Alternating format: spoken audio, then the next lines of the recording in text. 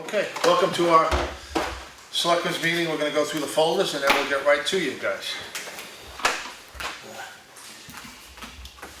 And why are you handing me that? I just signed it. Oh. It was a separate item. We've all got copies, that's in the, It is. Yeah, you each have one. We each have a copy. Jeez. Thanks, Frank. Yeah. Something like that. Okay, cool. Thank New you. guy, new guy. Yeah, new guy, yeah. Well, I figured we were saving on paper, so. How you gonna go over budget if you say that? Which is yet another discussion, saving on paper, right? Oh, you mean the printer costs quarterly and somebody requesting tons and tons of printing that's putting us over budget? Yes, exactly. What we should be charging for. We get charged an extra $177. Put it against his budget.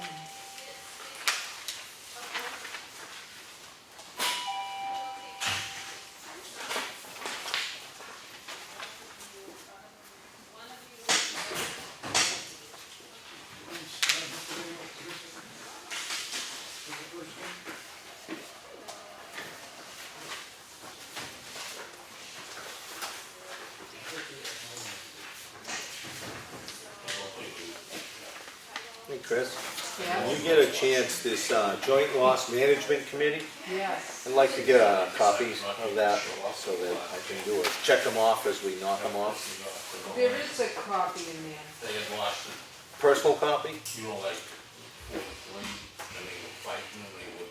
Yes. Thank you.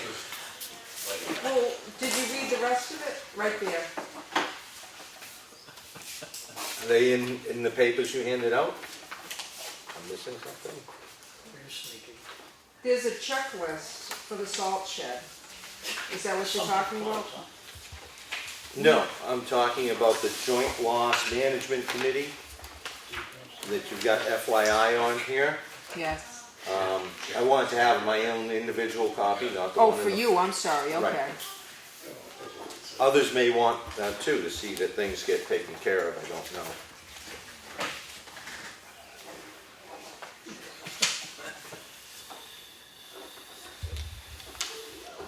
Yeah, we have another one coming up.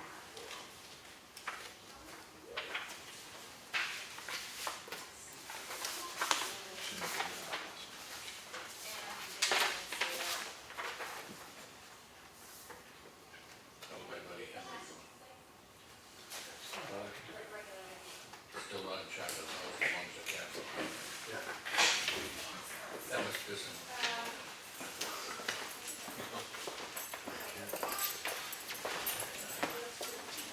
I'll get that for you now since I'm restless.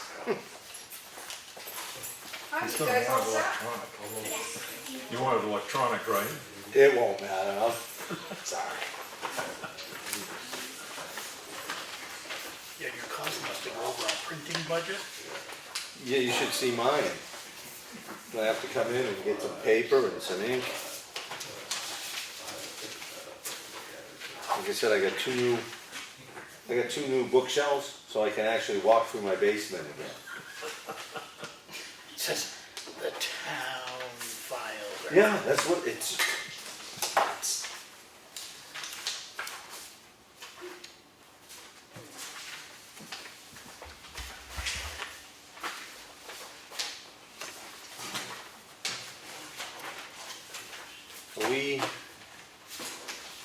Is this to be, yeah, pumped? And He sent that saying it's time to pump it. I don't know when the last time it was pumped. no, that was my question, yeah. We can try to see if we can research that out if you'd like. Yeah, that might be best because I don't think it Which one is gets, that? this building here, I believe, 68 School Street. Okay. Yeah, I'd like to know. I suspect the tank covers both buildings. I would think. Yeah. I don't even know where it is. You get any idea where it is? Septic tank. is I what think we're it's, talking I about. think it's behind us, but I'm not positive. I think it's on the side here. So It comes out that way. let's see, the well is over here, Yeah, so it's gotta be on the other side. that or further back, one of the two.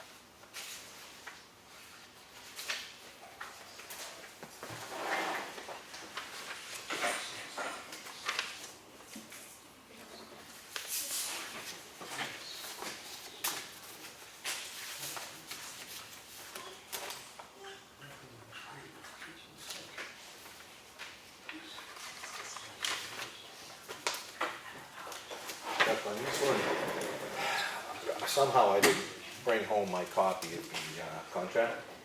You were out, so I wanted to read through this, which I didn't do yet, and compare it with the previous one. It's probably all the same, so. Well, I know there was a provision in there for some extra services, I don't know if that was covered previously. It's like a $2,500 thing for him to do utility stuff. This is the cost that jumped out at me as I glanced at it last week. So you wanna wait on that till you look at it? Yeah, unfortunately, I had nothing with me last week. I went home, I know I had it in my hand. Okay, wait. Where do you want it? I'll put it back in here. I don't know if John's had an opportunity either to go through that assessing contract. Well, was visible. Two colors, measurement, how many feet it was, so one triangle puts together. That's what they have to put it on my map of the house.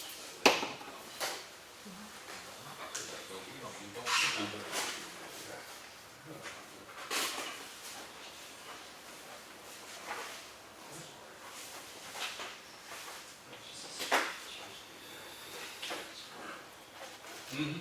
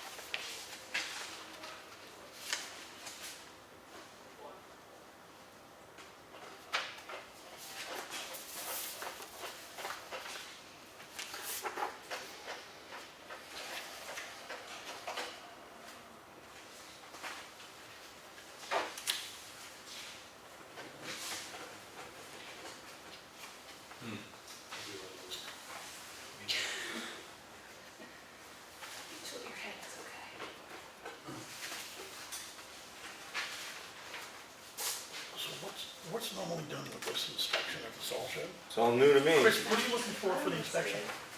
Well, basically, it's a safety inspection, so you have to go around, is like the roof gonna cave in? Is there adequate place to safely do whatever you have to do there?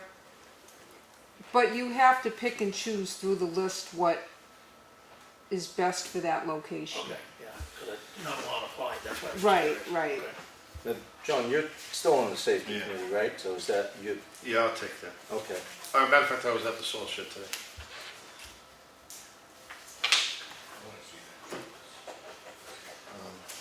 Any other folders over there? You guys ain't looking at?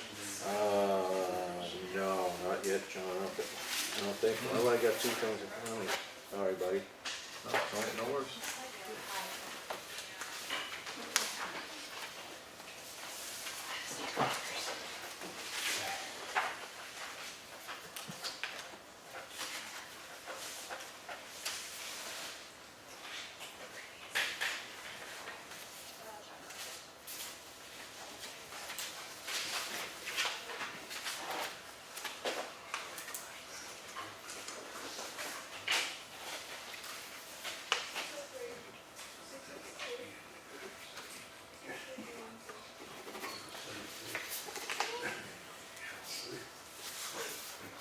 How long is stuff?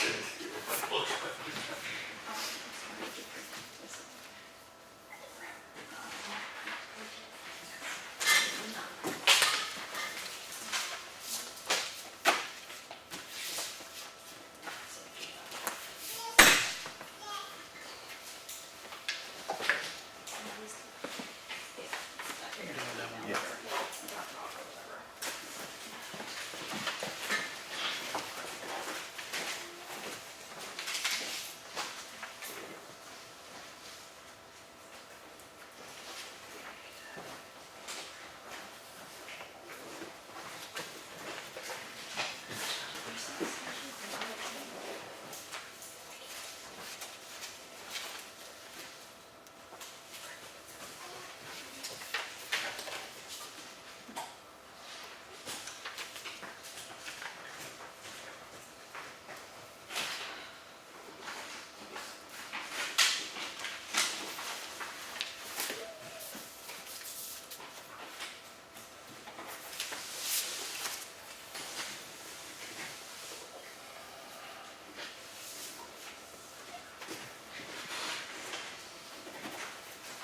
You know what I mean?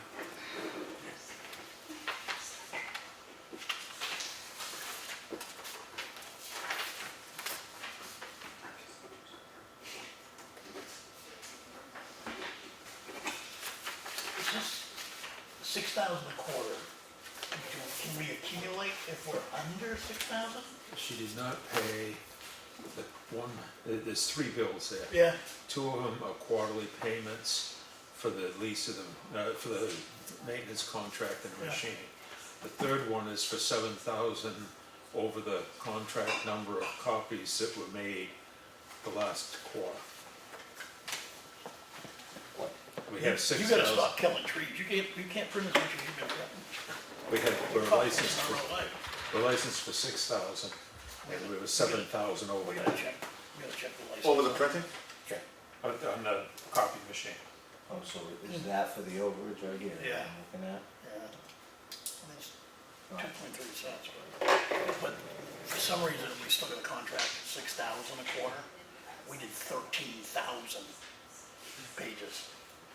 So we ought to probably look at the contract and see if there's an adjustment. Yeah, and why have we skyrocketed in printing? Do we know? Well, I haven't got the longevity here to answer that question. What have you been doing? I do know there are a lot of copies made for selectmen. Well, the file attests to that. Now, I think we're gonna help that a little bit when I get a chance to speak here in a few minutes. We're gonna let you speak. What if he's saving money? Oh, maybe we should find that out before.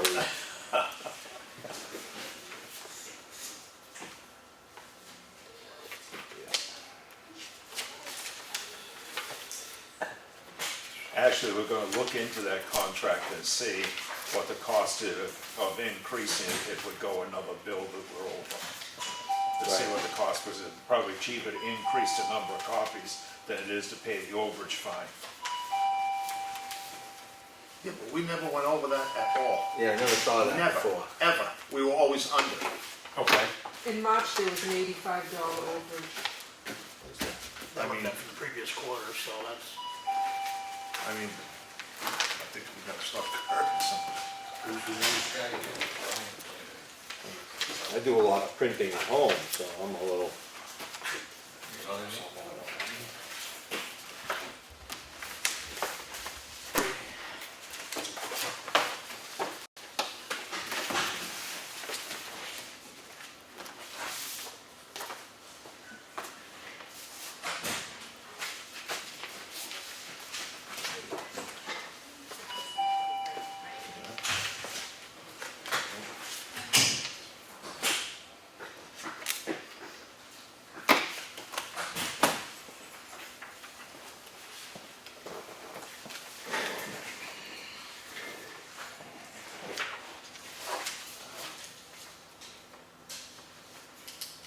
Oh, this is,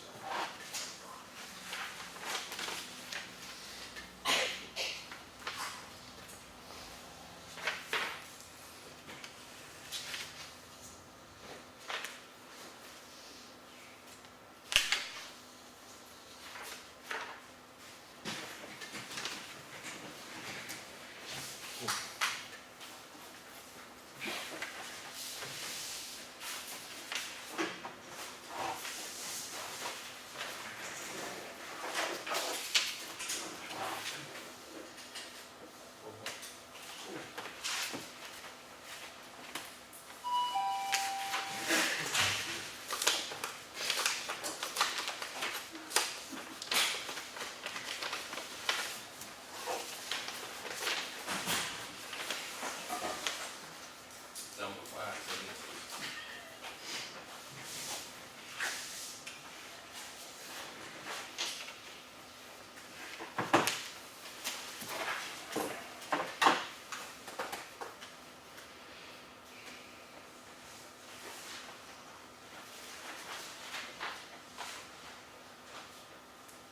So you're going to write? number 12. Can't take it with me, it wasn't mine anyway. Alright. this,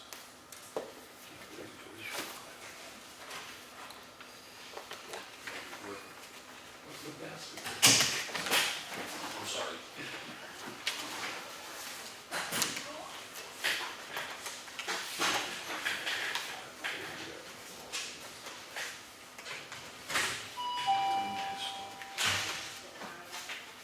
Do it, you do it.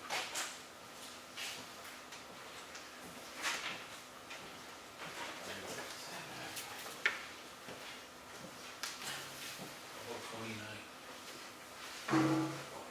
How you doing, Actor Chief? Good evening, bro. We're just saying, sometimes that's not bad. Yeah, I'm gonna do shit, goes in there from water.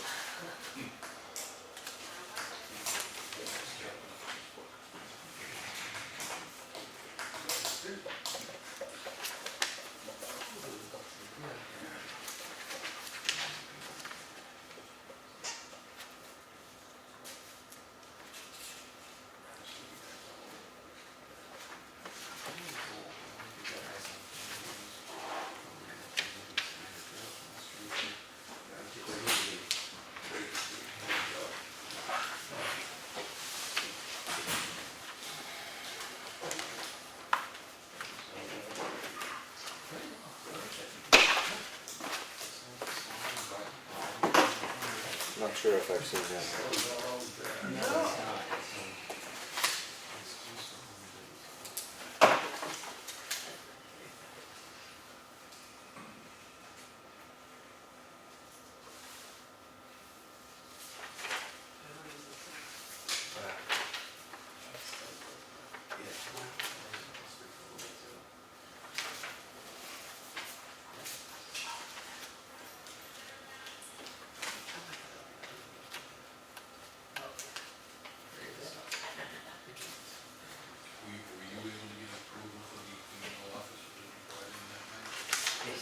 I don't think it's ever been done since I've been here. Really? It's usually every 3 years. So this is probably the fourth. All right.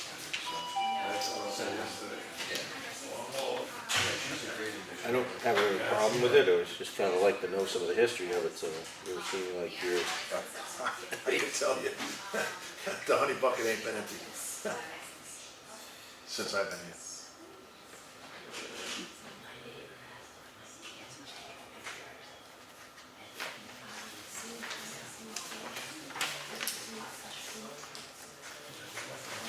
So I say do this.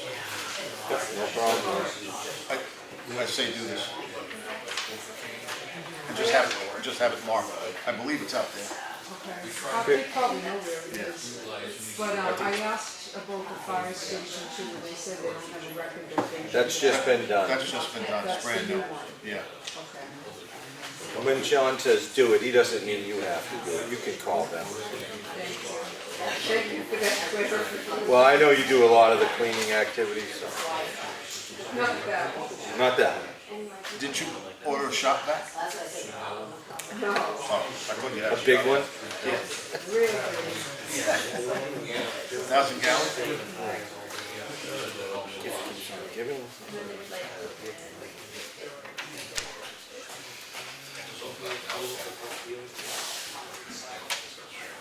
If you make a copy of this, or is this my copy, I can go through this. Which one's that? With the salt shed. I can go through it. Oh, yes, you can have this one, right there, see? Oh, I can have it? Yeah, Oh. and you're familiar with the procedure, right? Yeah. Yep, it's all yours. Okay. Right, let's talk about football.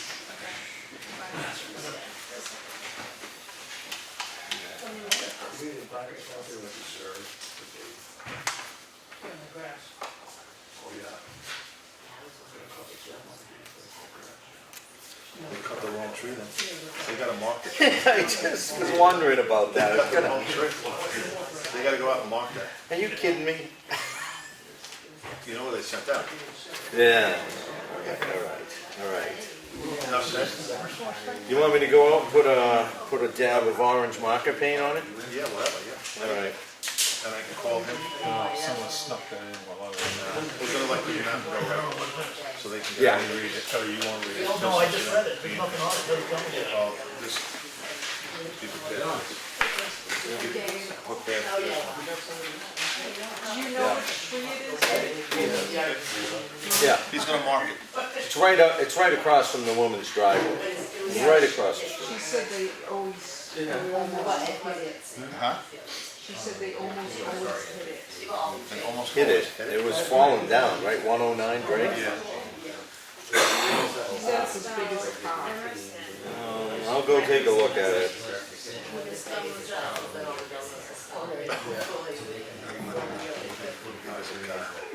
Yeah, that's what she said. They don't taste in the front row sometimes. Sure. That's like getting the guillotine.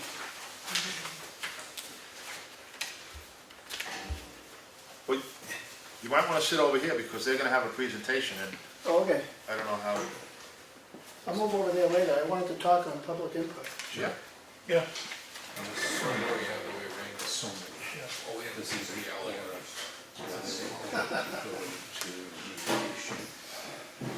With the land and the tax and the other source. Yeah, green board, huh? I haven't seen those in a long time. When I put that in, No she black doesn't board, get green that memo that I have to figure stuff out. But I'm assuming that's what that You is. found the chart, you know how they used to make the music I lines? sent a letter to, They had like four or five chalk lines, you found one of those. Yeah, The library? that's a good thing. No, here, we had it here. Copy that? Yes. oh, I thought you brought it with your presentation. We do that at our events. We have free popcorn. Wow. Yeah, that'd be good. We try to have free food as much as possible when we do events. Whoa, I totally am. Try, like we just walk it out the door with us, you know, stand it out there. But we're not a catering company. Don't you think you might have got a more receptive audience?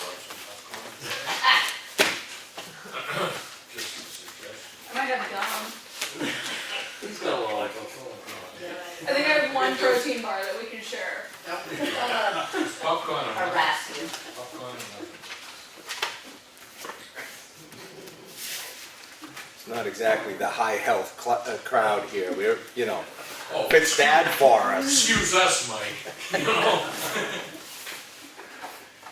You have the perfect diet going. Not me, brother, not me.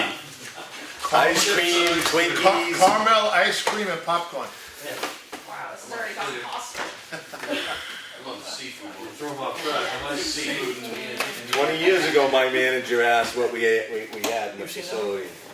We should be dead now. I mean, on it. Yes. I actually did. Oh, wait a minute. How did I consider that? Recycling ideas. This is ridiculous.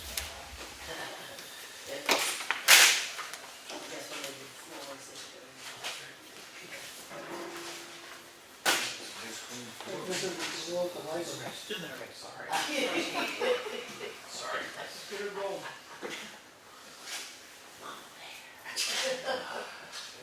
She takes her move. You roll it. I don't know if you can do Wow, that. it's on the big acre. Yeah, I don't know either. It doesn't keep the historical look of the building. It helps you.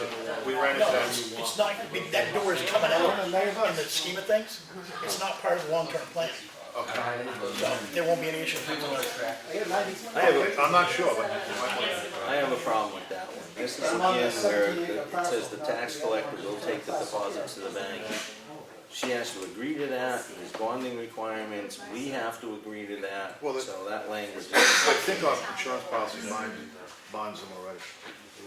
And she takes them to the. She takes them, but that's a discretionary thing, whether she wants to do it or whether we want to allow it. So this is a statement, is something I won't sign. You guys can sign it and you can push it forward, but with that language, it won't get my signature, Okay, just so you know. that's fine. That's what I brought up the last time it was in front of us.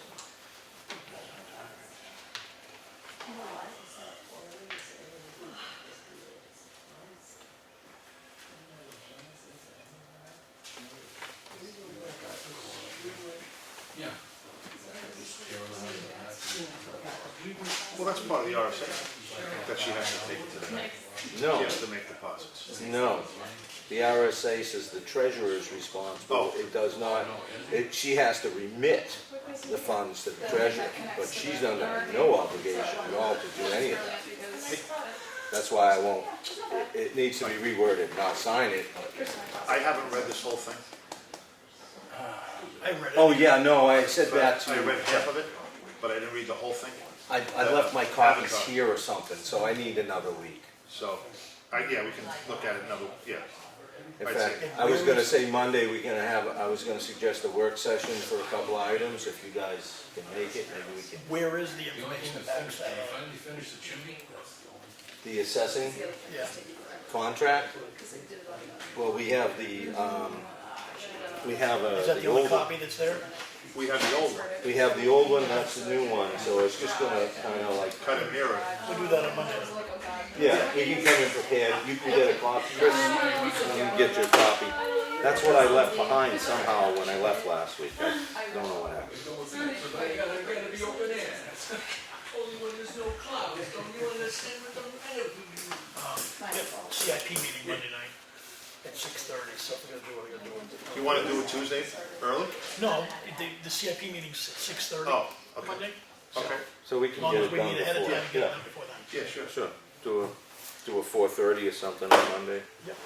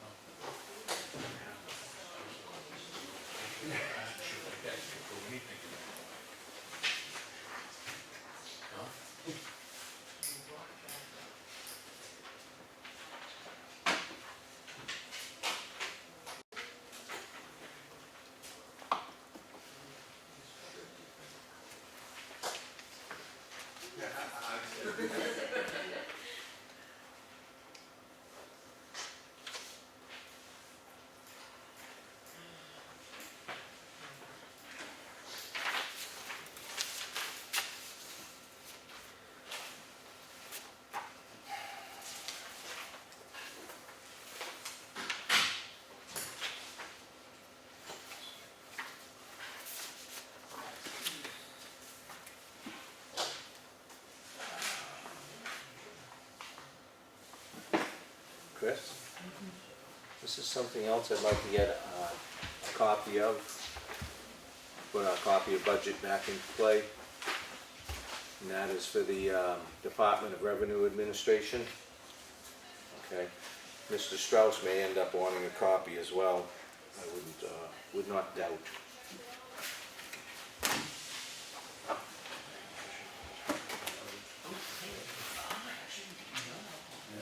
Initial all this stuff.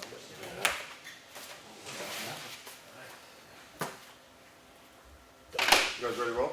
Sure. All right. Join us for the pledge, everybody.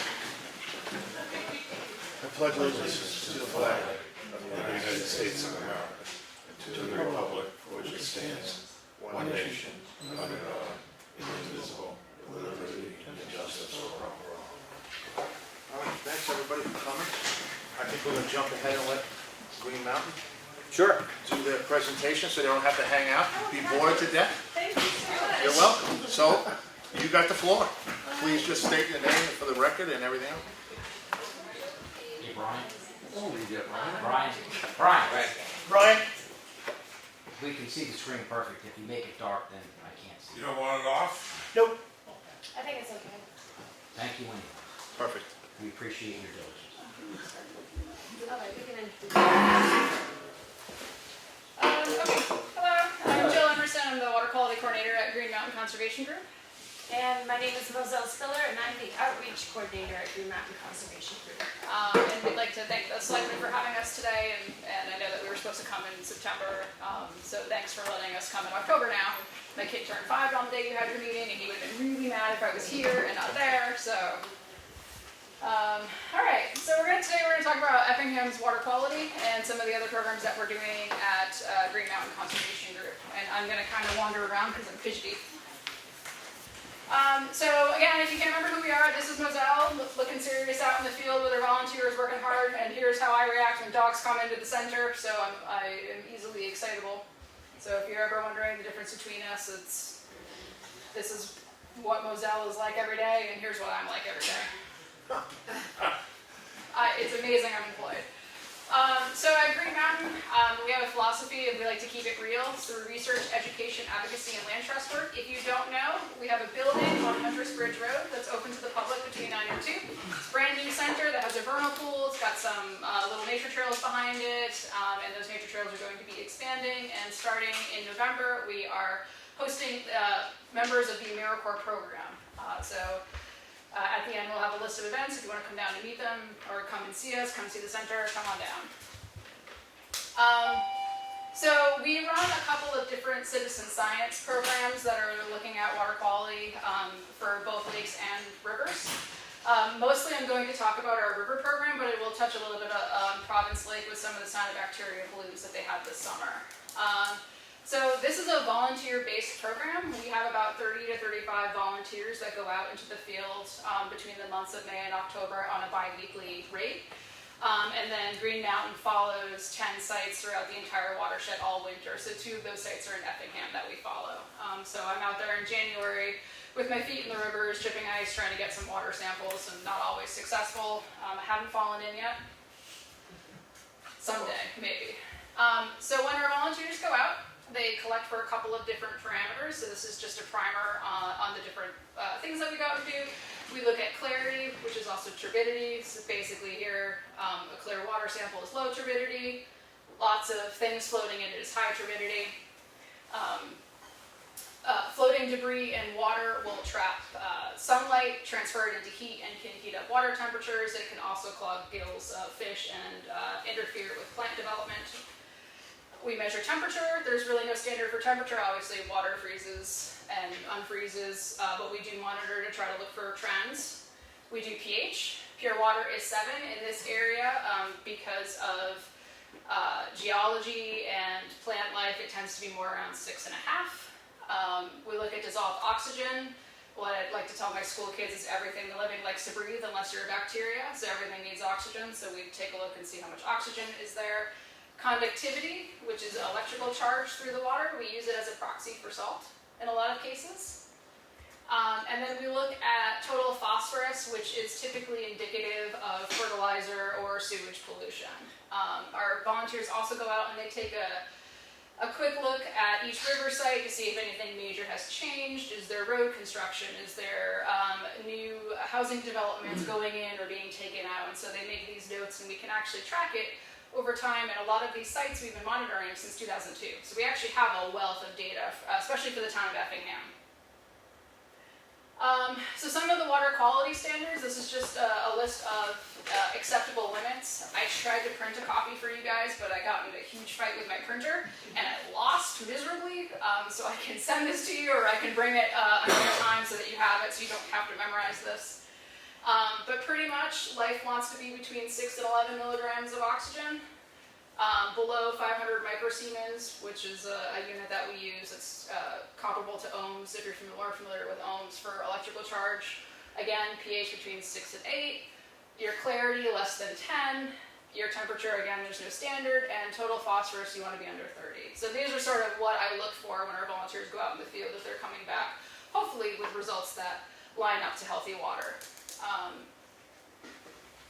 So I'm going to go through the 5 river sites that we monitor for the town of Effingham and show you where they are, and in a lot of cases show you a picture of the volunteer actually out in action so you can see that these are real people that I didn't make up. The first place we go is to Pine River. We have an Effingham volunteer who's been with us since the start of the program monitoring that site. So it's really nice because he's relatively consistent and his data are relatively consistent because it's the same person going out sampling. I'm trying a new way of showing data, so if you guys hate this, feedback is appreciated, but it's more of a report card style of water quality health. So here, 3 of the parameters are listed: pH, turbidity, and total phosphorus. So at this site in 2019, what we're seeing is slightly worsening conditions, but still in the acceptable level range. So it's not necessarily anything to be overly alarmed about, but it is something that we will continue to monitor. Turbidity was relatively stable for the past 5 years or so.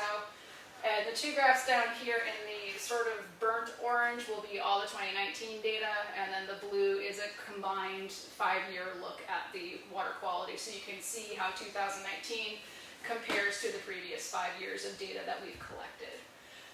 For dissolved oxygen, levels in this site are relatively stable. There's not a lot of difference here between these 2 line slopes. What we are noticing is a slight uptick in conductivity. A lot of our sites will sort of display this shape where it's kind of flat and then blips up later on in the year. So you can see here it's going by month. That's normal. That's due to water levels in the summer get lower, and especially in years of drought, we can see higher levels of conductivity because the salt levels may be the same, but with less water, they seem like they're more concentrated. You want to stay below 100, which at this site we are starting to approach. Or you want to stay below 500, but in our area, a lot of sites typically are below 100, so we're starting to approach this 100 microsemen value. So this is usually indicative of road salting. So things like road salt management, making sure that there's not a thick layer of salt going over the bridge. It's just, again, it's not alarming, it's just something to pay attention to for now. Yes, go ahead, please interrupt me with questions. I can be verbose about science and I know that. Well, I was gonna suggest you must be a science teacher, but we've settled that apparently that you are. No? I worked in academia research for 10 years before I came to Green Mountain, so my background's actually in genetics. Oh, that's somewhat science-based. Genetics? Yeah. Yeah, a lot of scientists would agree with you. Mendel would agree with you. I like Mendel. No, I'm curious as to where your sampling sites are along the river, which gives us this salt figure. Right, so this is it Elm Street? Yeah. So this is right at the bridge of Elm Street. So this is Tim, he basically samples right underneath the bridge. So he is slightly downstream of the bridge technically where he samples, so he would be getting runoff from the bridge, presumably some of it anyway, into that site right there. Other locations or just the one? There's more. On that stretch? Oh, on Pine River? Yeah. There is another site in Pine River, but it's not in Effingham. It's close to the natural area. And I mean, we have those data, but I don't know what they are off the top of my head. But yeah, we usually consider that an OSIP site. But yes, it is the Pine River. Could Tim possibly take a sample upstream from the river at the same It time? didn't convince Tim to do it. Yes, you could have Tim. We could have Tim, or I could go up and sample. Because last year we had so much snow, we had so much salt, I mean, that could be a result. Yes, we could monitor upstream. A lot of our monitoring sites are chosen just for when we have volunteers and what's the most cost effective. Each time we take these parameters, they cost something. So we try to be as strategic as possible, but there are definitely other places that we could go and sample. Oh, just 50 feet upstream of the bridge. Yeah, that's all. Yeah. He's downstream of the bridge, at the turnoff there. If he just walked to the other side and went down and took a sample there, we'd determine right away whether it was the bridge doing it. Yes, we could do that. It's getting the volunteer to get out and do that. When we do this scheduling, everything is really timed. We have to sample before 9 a.m. So it's every time that you go out, it's about 15 or 20-minute sampling. So it's all logistics of trying to find the people. Steve said he'd do it. He lives right there. Lives right over there. He lives right over there. I mean, Tim goes out and samples with no one, so he'd probably like to have some company. I think maybe Grace, she's retired, isn't she? Yeah. Oh, I'm sorry. We just volunteer her for everything. And she isn't here, so. We're always looking for volunteers. And if you're concerned about water quality, you would want to know what's happening beneath the bridge as opposed to above the bridge. Well, no, do both as a comparison of how bad is that bridge. If someone wants to give us the money, we'd love to. Salt leaking. But Yeah, again, we try to be as cost effective as possible and knowing the limitations of our volunteers. And the timing. I was essentially looking for any trending data along the road where it's closer to the road versus something further set back, and if we were seeing any kind of, one spot versus the other. Is it the road salt? Is it? Yeah, so what we usually do is we we also take chloride samples. We don't take chloride at this site because again, it's $45 a pop every time we do it. So the organization only has so much funding to allocate to this program.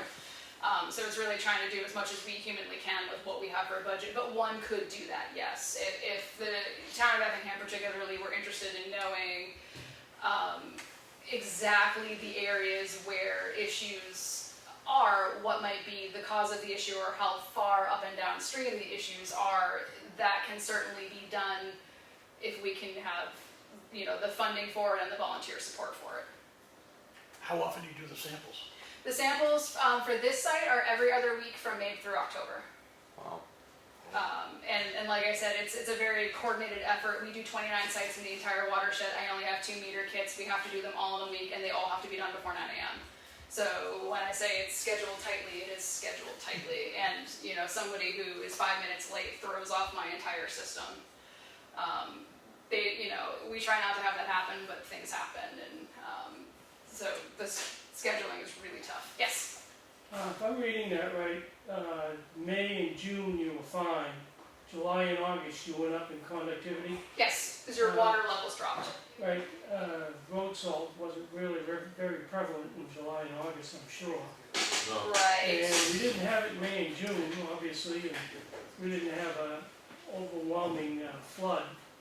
Right, but what happens is the more The water you have, concentration. it doesn't concentrate as much. But you didn't see it in June and July, you saw it in July to August. Which is when we typically see when we have spikes of conductivity. It's later in the summer into the fall where you've gotten, beyond your spring snow melt. Your summers tend to be a little bit on the drier side, and especially this year in particular, it was a little bit drier than normal. So that's when we do see those spikes. Because once salt gets in that system, it will linger for years and just sit around. There's no mathematical formula I can use to compute how long salt will sit there for before moving downstream or breaking down. It's pretty much stuck there for a while. So that's why you're seeing it in July and August, just because water levels have decreased. Would it be possible, just finish this off, because you mentioned about having them sending out all these tests, goes out bi-weekly, right? What if the first week he took it below where he does now, below the bridge? What if his next trip in 2 weeks, he took it above the bridge, right there, and then the week after, and then the 2 weeks after that, he goes back to the first place. He's still only doing one trip and one test. But after doing that 2 or 3 times, it might determine whether there's a pocket of salt under the bridge. He might. He, by moving his site like that, would make it a little more challenging for me to compare data, because now you've cut my bi-weekly down to monthly, essentially. And I would just have monthly data for each site, because now that's essentially, site A1 or site 1A and 1B. I'm just thinking it's the same river. Yeah, but it's depending on where you move, how far you move, and what your runoff looks like from places. It can change. Even at 50 feet, it can change. It may not, depending on what 50 feet upstream looks like. Again, we could have him do that. Just a suggestion. Sure. Just keep going. So we also do South River. Again, this is technically in Parsons Field, because that was the easiest monitoring site with our 2 volunteers. South River, the pH there is also pretty stable, but the turbidity and the phosphorus levels have actually started to improve over the last couple of years at that site, which is good news. You've got relatively low salt concentrations. Again, this year was a little bit more of a drought year, so we are seeing levels go up, and dissolved oxygen levels, despite what this line looks like, actually stayed pretty reasonable at that site this year as well. Can I ask one more? No, please ask questions. Well, you've got a 5-year condensed average against a single year. So if we took the 5 years individually, would you see any other years that are mirroring the year we just had in that group of 5? Probably. None of the data that I saw for any of your Effingham's sites, with exception to one site that I'll get to, didn't really look all that different, as far as you could find. Like 2014 was kind of higher, and 2019 kind of looked like 2013 for this parameter, but looked like 2015 for that parameter. And so there hasn't really been anything super alarming, with, again, the exception of one of the sites that I will talk about. Thank you. But yes, the 5-year average, or the 5-year median value that I showed here is just to try to get a sense of how did 2019 look compared to the previous 5 years. Ossipee River, the site is downstream of the dam slightly. I had to change it midway a couple of weeks ago, because now with dam construction I can't get in there anymore. So it's upstream of the bridge, still on Route 153. So here typically is where we sample, and now I've bushwhacked into like here-ish. pH, turbidity, phosphorus, all stable the last 5 or 6 years. Your conductivity seems to be right in line 2019 with the previous 5 years, and your dissolved oxygen also is mirroring what we've seen in the previous 5 years. So that might answer your question a little bit better. In this case, 2019 looks pretty much like all the other years before it. Phyllis Brook is the one site that is having some interesting things happen to it. This is right on the border of Ossipee, right near Boyle's Market, so I think it might technically be in Ossipee, but it starts in Effingham. We moved this monitoring site, I think, so it's now technically in Ossipee a couple of years ago. So we monitor right here. We've noticed the pH is starting to decrease at that site. It's going a little more acidic. I don't know if that has to do with the, I think there's a wetland upstream a little bit. I haven't had a chance to really dig into this a little bit more, so this is just me speculating, but we've seen conductivity levels increase dramatically this past year. Some of it is because, again, we've had low water levels, but this is starting to creep into areas where attention may need to be paid a little more heavily to this site, and this brook in particular. We've also noticed dissolved oxygen levels are relatively good, but they are starting to decrease as well. So there's less oxygen, seemingly more salt, and it's going slightly acidic at this site. I don't know why. Like I said, I haven't dug into it yet. But I plan on going out with my AmeriCorps member and trying to do a little more sampling in that area to see if we can figure out exactly what's happening here. Your last site that we do is Levitt Brook. This is at Camp Marist. We go in and the guy on the golf cart comes by every other week to ask us what we're doing. And he's been doing it for years. I think he's lonely. He's nice. He's a super nice dude. It's a nice entry point here. You ever volunteer? Here's the river site. pH and turbidity are stable and improving in some cases. The total phosphorus has worsened slightly, but not, again, at alarming levels, but it is something to pay attention to. Your dissolved oxygen and your conductivity levels kind of mimic what we've seen in previous years. So again, we're going to continue to monitor all of these sites, but with the exception of Phillips Brook, by and large, things are looking pretty good. Is there any questions on the rivers program? I know I kind of blew through that a little bit. And if any of these programs, like, tickle you in a way that you may want to be involved, we're always looking for volunteers. So the last thing I want to talk about from water quality perspective is just a little bit about cyanobacteria in light of Province Lake. Last couple of years has had cyanobacteria blooms. Most people are aware of what cyanobacteria is, but in case you're not, I'm just going to give a quick primer on what it is. They're really cool. They're the reason you have modern day plants, actually. 2 billion years ago? Some number of billion years ago, they formed a symbiotic relationship with another organism, and the chloroplast, so the green part of plants, was cyanobacteria. So evolutionarily, they're really cool. They're also the reason that you breathe oxygen. 2-3 billion years ago, the planet was a carbon dioxide planet. These bacteria came along, threw out a whole bunch of oxygen, and that's the reason we're all here today.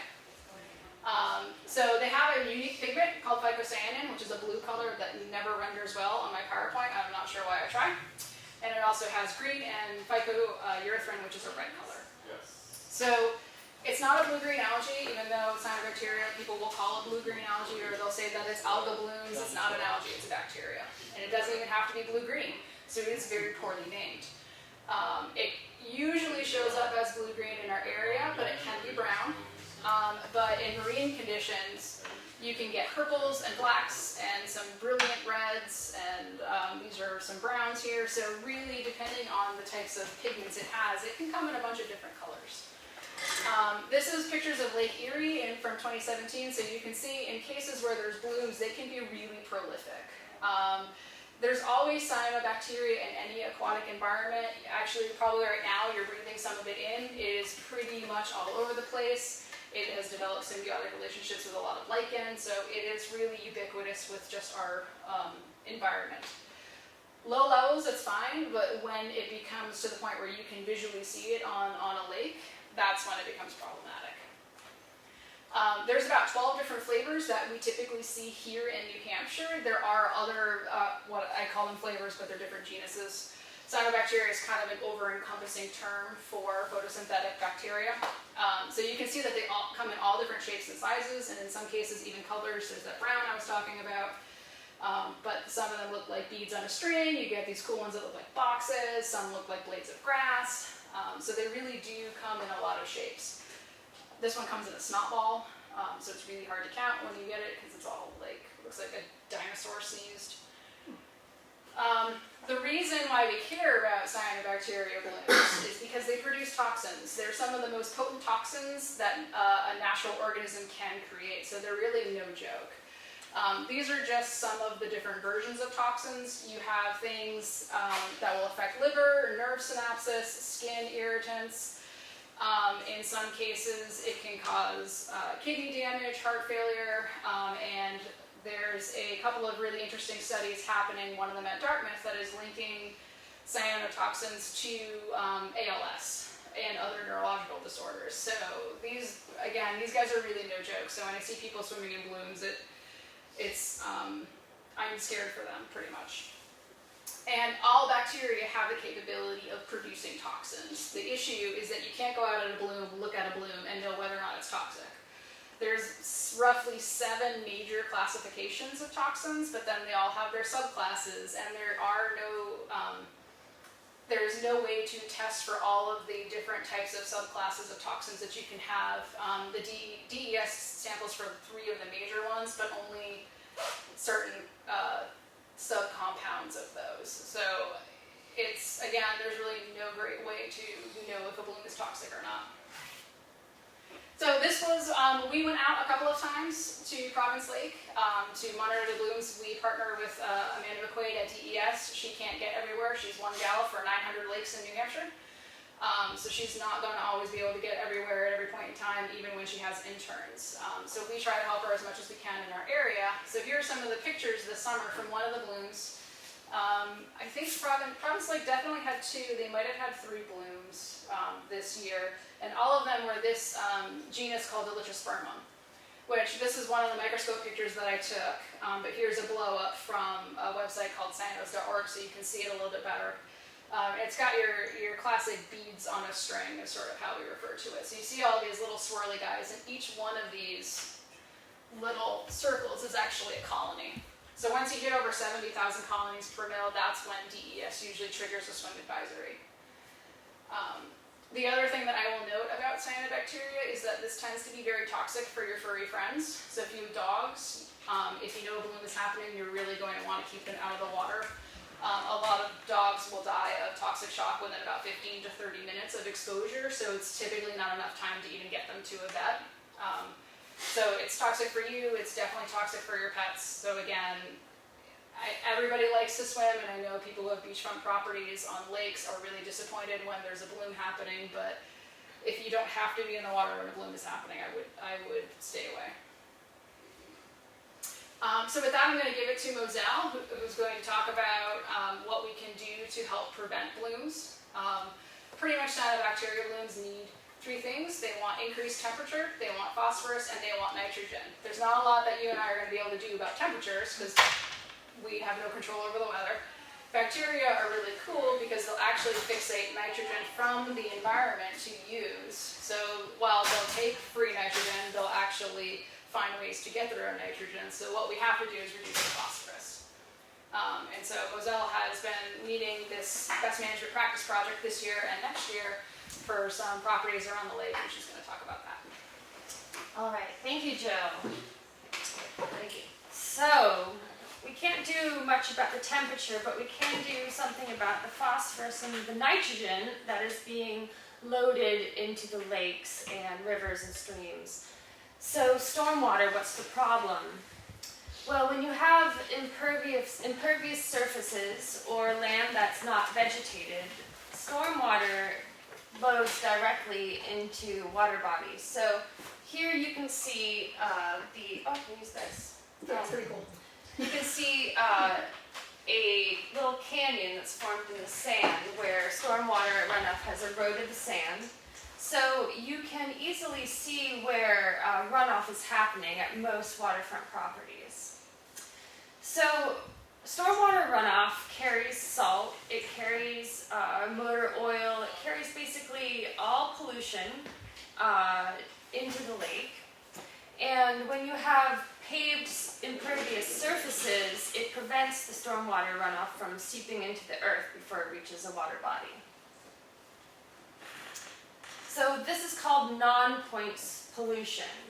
We don't really have any place to point a finger. Everyone's doing it. It's modern life, road salt, motor oil. It's just the way we live right now. But that is what we call non-point pollution. So impervious surfaces like paved driveways and sloped driveways especially, when combined with sunlight and warm summer temperatures, is loading phosphorus and nitrogen, which are nutrients. And that causes lowered oxygen levels and feeds the growth of bacteria like cyanobacteria. So here we have a pretty audacious example of a shorefront property. They actually have an airplane here in their garage, and they have a paved driveway. They have paved beachfront. They have some sand here, but this is just an example of a shorefront property that isn't doing much to help stormwater runoff. So what are best management practices, or BMPs? These are basic landscaping techniques, or do-it-yourself techniques that anyone can do to prevent stormwater from loading into the lake.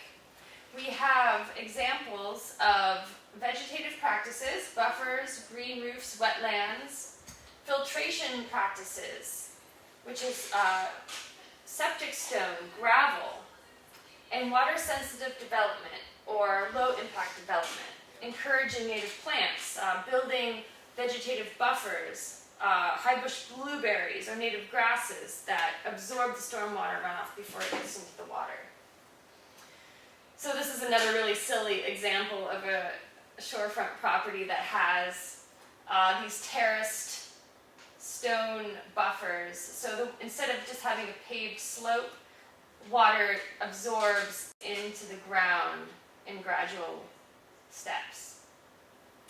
So these are some common BMP designs, and anyone can make these themselves.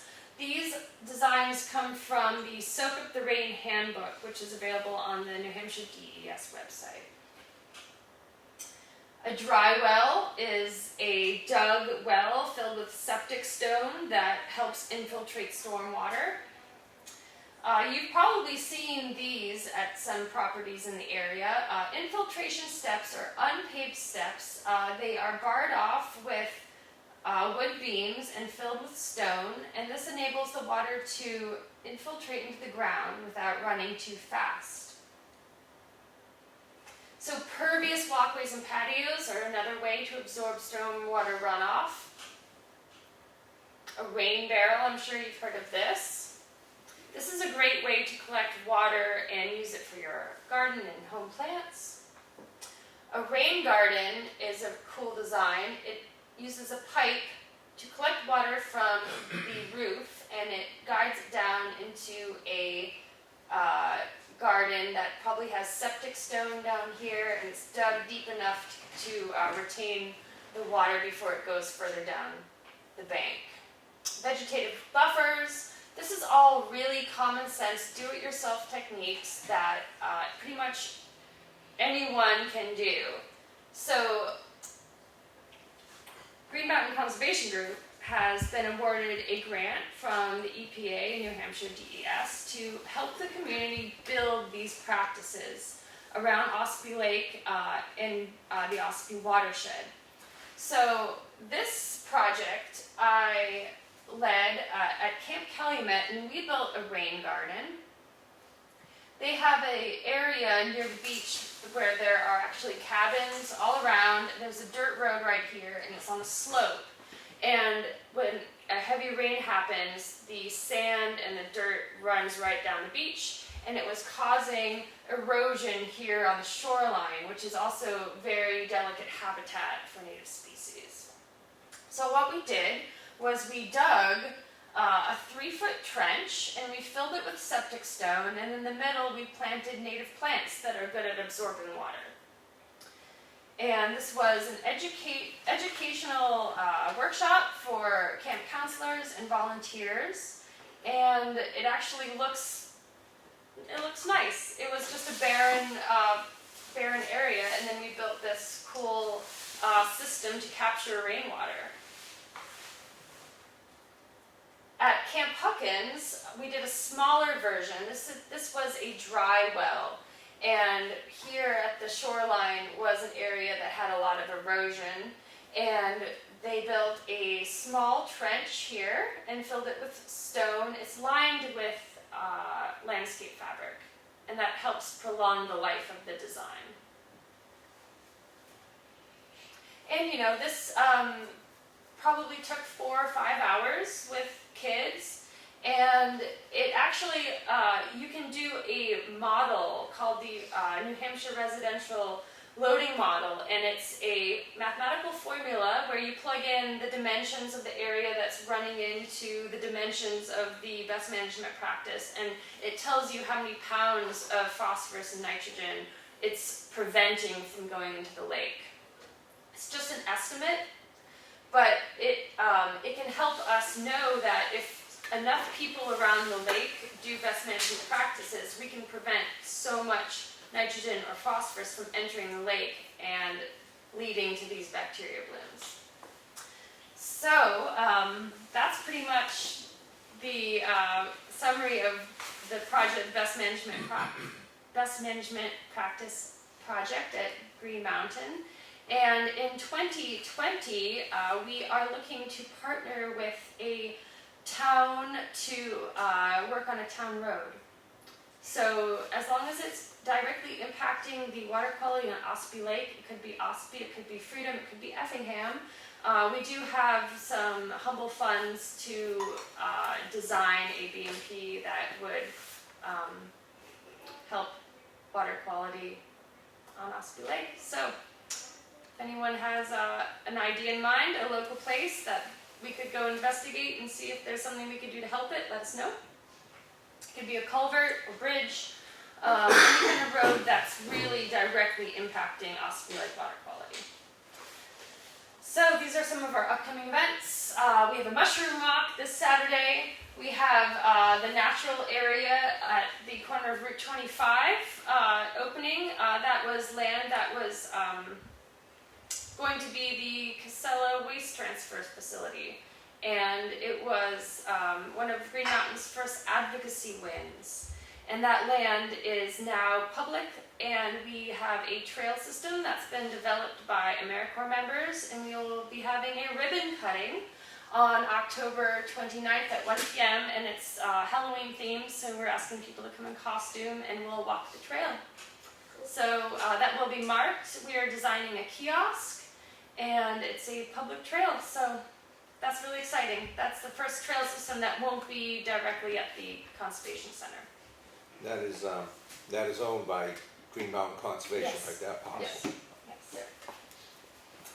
And we have a VBAP. This is one of the education programs where kids collect bugs and macroinvertebrates at local rivers and streams, and the counts indicate water quality because some bugs are more tolerant to pollution than others. So different schools have been sending 30 to 40 kids out, and they collect bugs for an hour and they get tallied, and those macros indicate water quality. So it's a really fun education program that kids are involved in, and they will be presenting their findings at Green Mountain on October 29th. We have a map and compass workshop for beginners on November 6th, potluck dinner to welcome our new AmeriCorps members on November 13th. November 21st, we are co-presenting a PFAS workshop at Runnels Hall, where we have a speaker from DES to educate the public on PFAS and the health implications and what we can do about them. And Saturday, November 23rd, we have just a fun holiday nature felting workshop at Green Mountain. And that's that. Thank you so much for your time. Thank you. then I also, And so the thing with the VBAC program too is that Effingham Elementary did participate in that this year, so the kids from Effingham will be presenting on that on the 29th. They did their survey at the South River. So if you've got any, I think they were fourth graders, fourth, fifth, and sixth graders, fourth and fifth graders. So if you know any fourth and fifth graders in Effingham, they'll probably be at our center on the 29th. Well, thank you so much for coming. Yeah. Green Mountain's come a long way since its conception. Yes, we started at Blair's kitchen table. Yeah, and I remember. Blair drive the kitchen table over to the new center, so we Yeah. still technically have the kitchen table. So are you doing anything to partner with or try to coerce the states of Maine and New Hampshire to do anything on 153? These programs that you have all regarding Province Lake, when you come down below the golf course there, it always seems like for years that area washes out, it has issues, it breaks down, it gets a lot of use. I know that the Province Lake Association is trying to get some traction over there. well, Green Mountain is fundamentally non-regulatory organization. So we don't go out and try and change regulation. We advocate and try to educate the local communities on what they can do. And they can go to their, they can go vote, they can go have their own voice, but we're not really, that's not really how we work to regulate the town or the state. You get the data. Yeah. The We data. try to get the science and we try to give a neutral voice and provide education. And give a way for people to volunteer and be involved. You know, I was just thinking that for a project for the road, the ramp right by Elm Street where the dry hydrant is, that's pretty steep. And you get the runoff from Elm Street, you know, with the salt, because the concentration of salt is on that side. I don't know if that's on the wish list or whatever, something to think about. I don't know if you can Yeah, I mean. do anything over there to prevent. I'm sure that's where your guy goes to take Yeah. his samples. Yeah, well, so he does monitor, right, he won't go over by the dry well side, he goes on the opposite side. I'm not 100% certain why, I think it's more of a balancing act for him than anything. But, you know, this comes down to, again, like Moselle was saying, we try to empower the towns where they see things like this and to come together to discuss it and how to make those changes. You know, we can help facilitate as far as if somebody were interested in trying to see how runoff could be prevented, we do contract out some of our services for how to design a BMP. But again, it all comes down to funding. There's, you know, a gazillion things that we could and should be doing, but funding always is the big hang-up. As with everything else. As with everything else. I mean, it's everybody's song and dance, is that it all comes down to funding. So are you looking for something larger in scope for a road project with the towns that's impactful on the philosophy? So I can say that the scope of the project would involve probably like $1,000 of funding. Ah, So not big. okay. But we can wrangle the volunteers and people who have an excavator or shovels. It really depends on the site and what the problem is. Well, it's good to know the range of it always comes down to the money, so we're not gonna be addressing a mile of road along the lakefront. Yeah, no, we're not talking about that. We're talking about maybe there's like a crumbling section of culvert or an area where there's a steep slope and there's a lot of, road pollution coming down into a sensitive area. Like what can we do? We could build a vegetative buffer. We could put, we could dig a trench and fill it with stone and then plant some grasses around it to really like absorb the pollution before it gets down. Yeah, our goal with this project is mostly, it is to do the BMPs definitely, but a lot of it is to just showcase what a BMP is. So a lot of times when I go and I give these talks, particularly about nutrient loading into the lake and now everybody has to do their small part to prevent runoff, I immediately get like, well, you're trying to steal my view, and I like having my beach, and I'm gonna be able to sip my coffee and stare at the lake, and it's like, you can do those things and have best management practices put into place, and so it's not, you know, it's us trying to showcase of this is what a best management practice can look like. You can get this really cool garden out of it. You know, I tell a lot of people blueberry bushes are what I would do if I were fortunate enough to have a lake property, and because everybody likes blueberry bushes and they're relatively good at trapping nutrients and hanging on to sandy soils. I think one of the most exciting and sellable aspects of trying to get people to do BMPs is it actually just looks like you hired a good landscaper. Yeah. It's like, wow, these people like did something cool with their yard. It's really, it's so much better than just having like a bland, sandy rectangle. So, Well, and it's helpful. I think John made a good point of the location because of the amount of funding and stuff. It could be something on there, but I get you want something highly visible, I guess, as a location to showcase. Right. So, so for this cycle of the project, it's 2 years.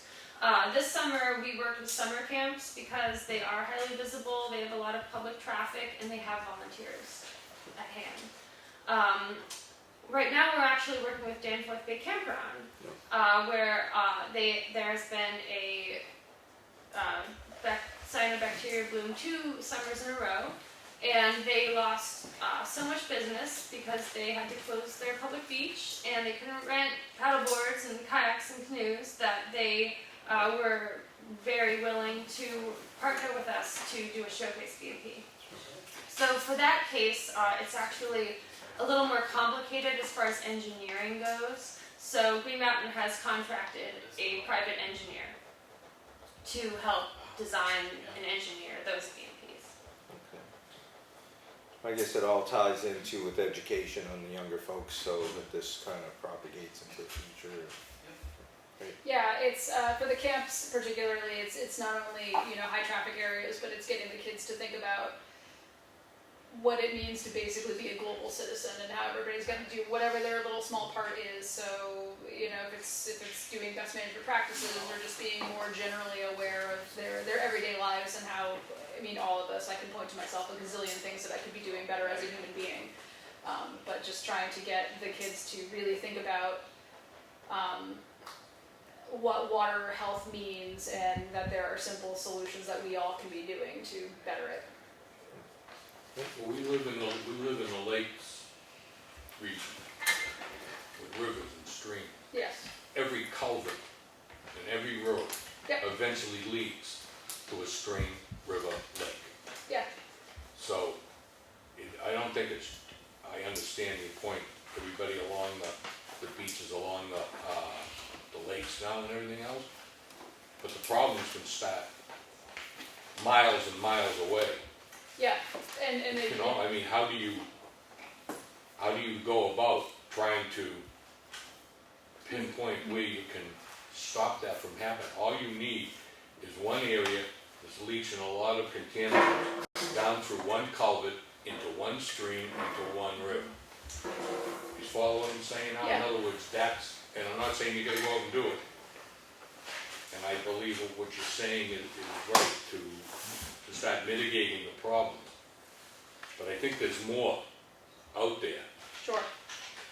you know, and that Yeah. should be the whole lakes region, not just a town, not just an area. Yeah, and you know, it is true that people who don't necessarily live on a lake but still live very close to a river, a stream, even something seasonal, most people, if you look around at your property, you can probably find runoff somewhere.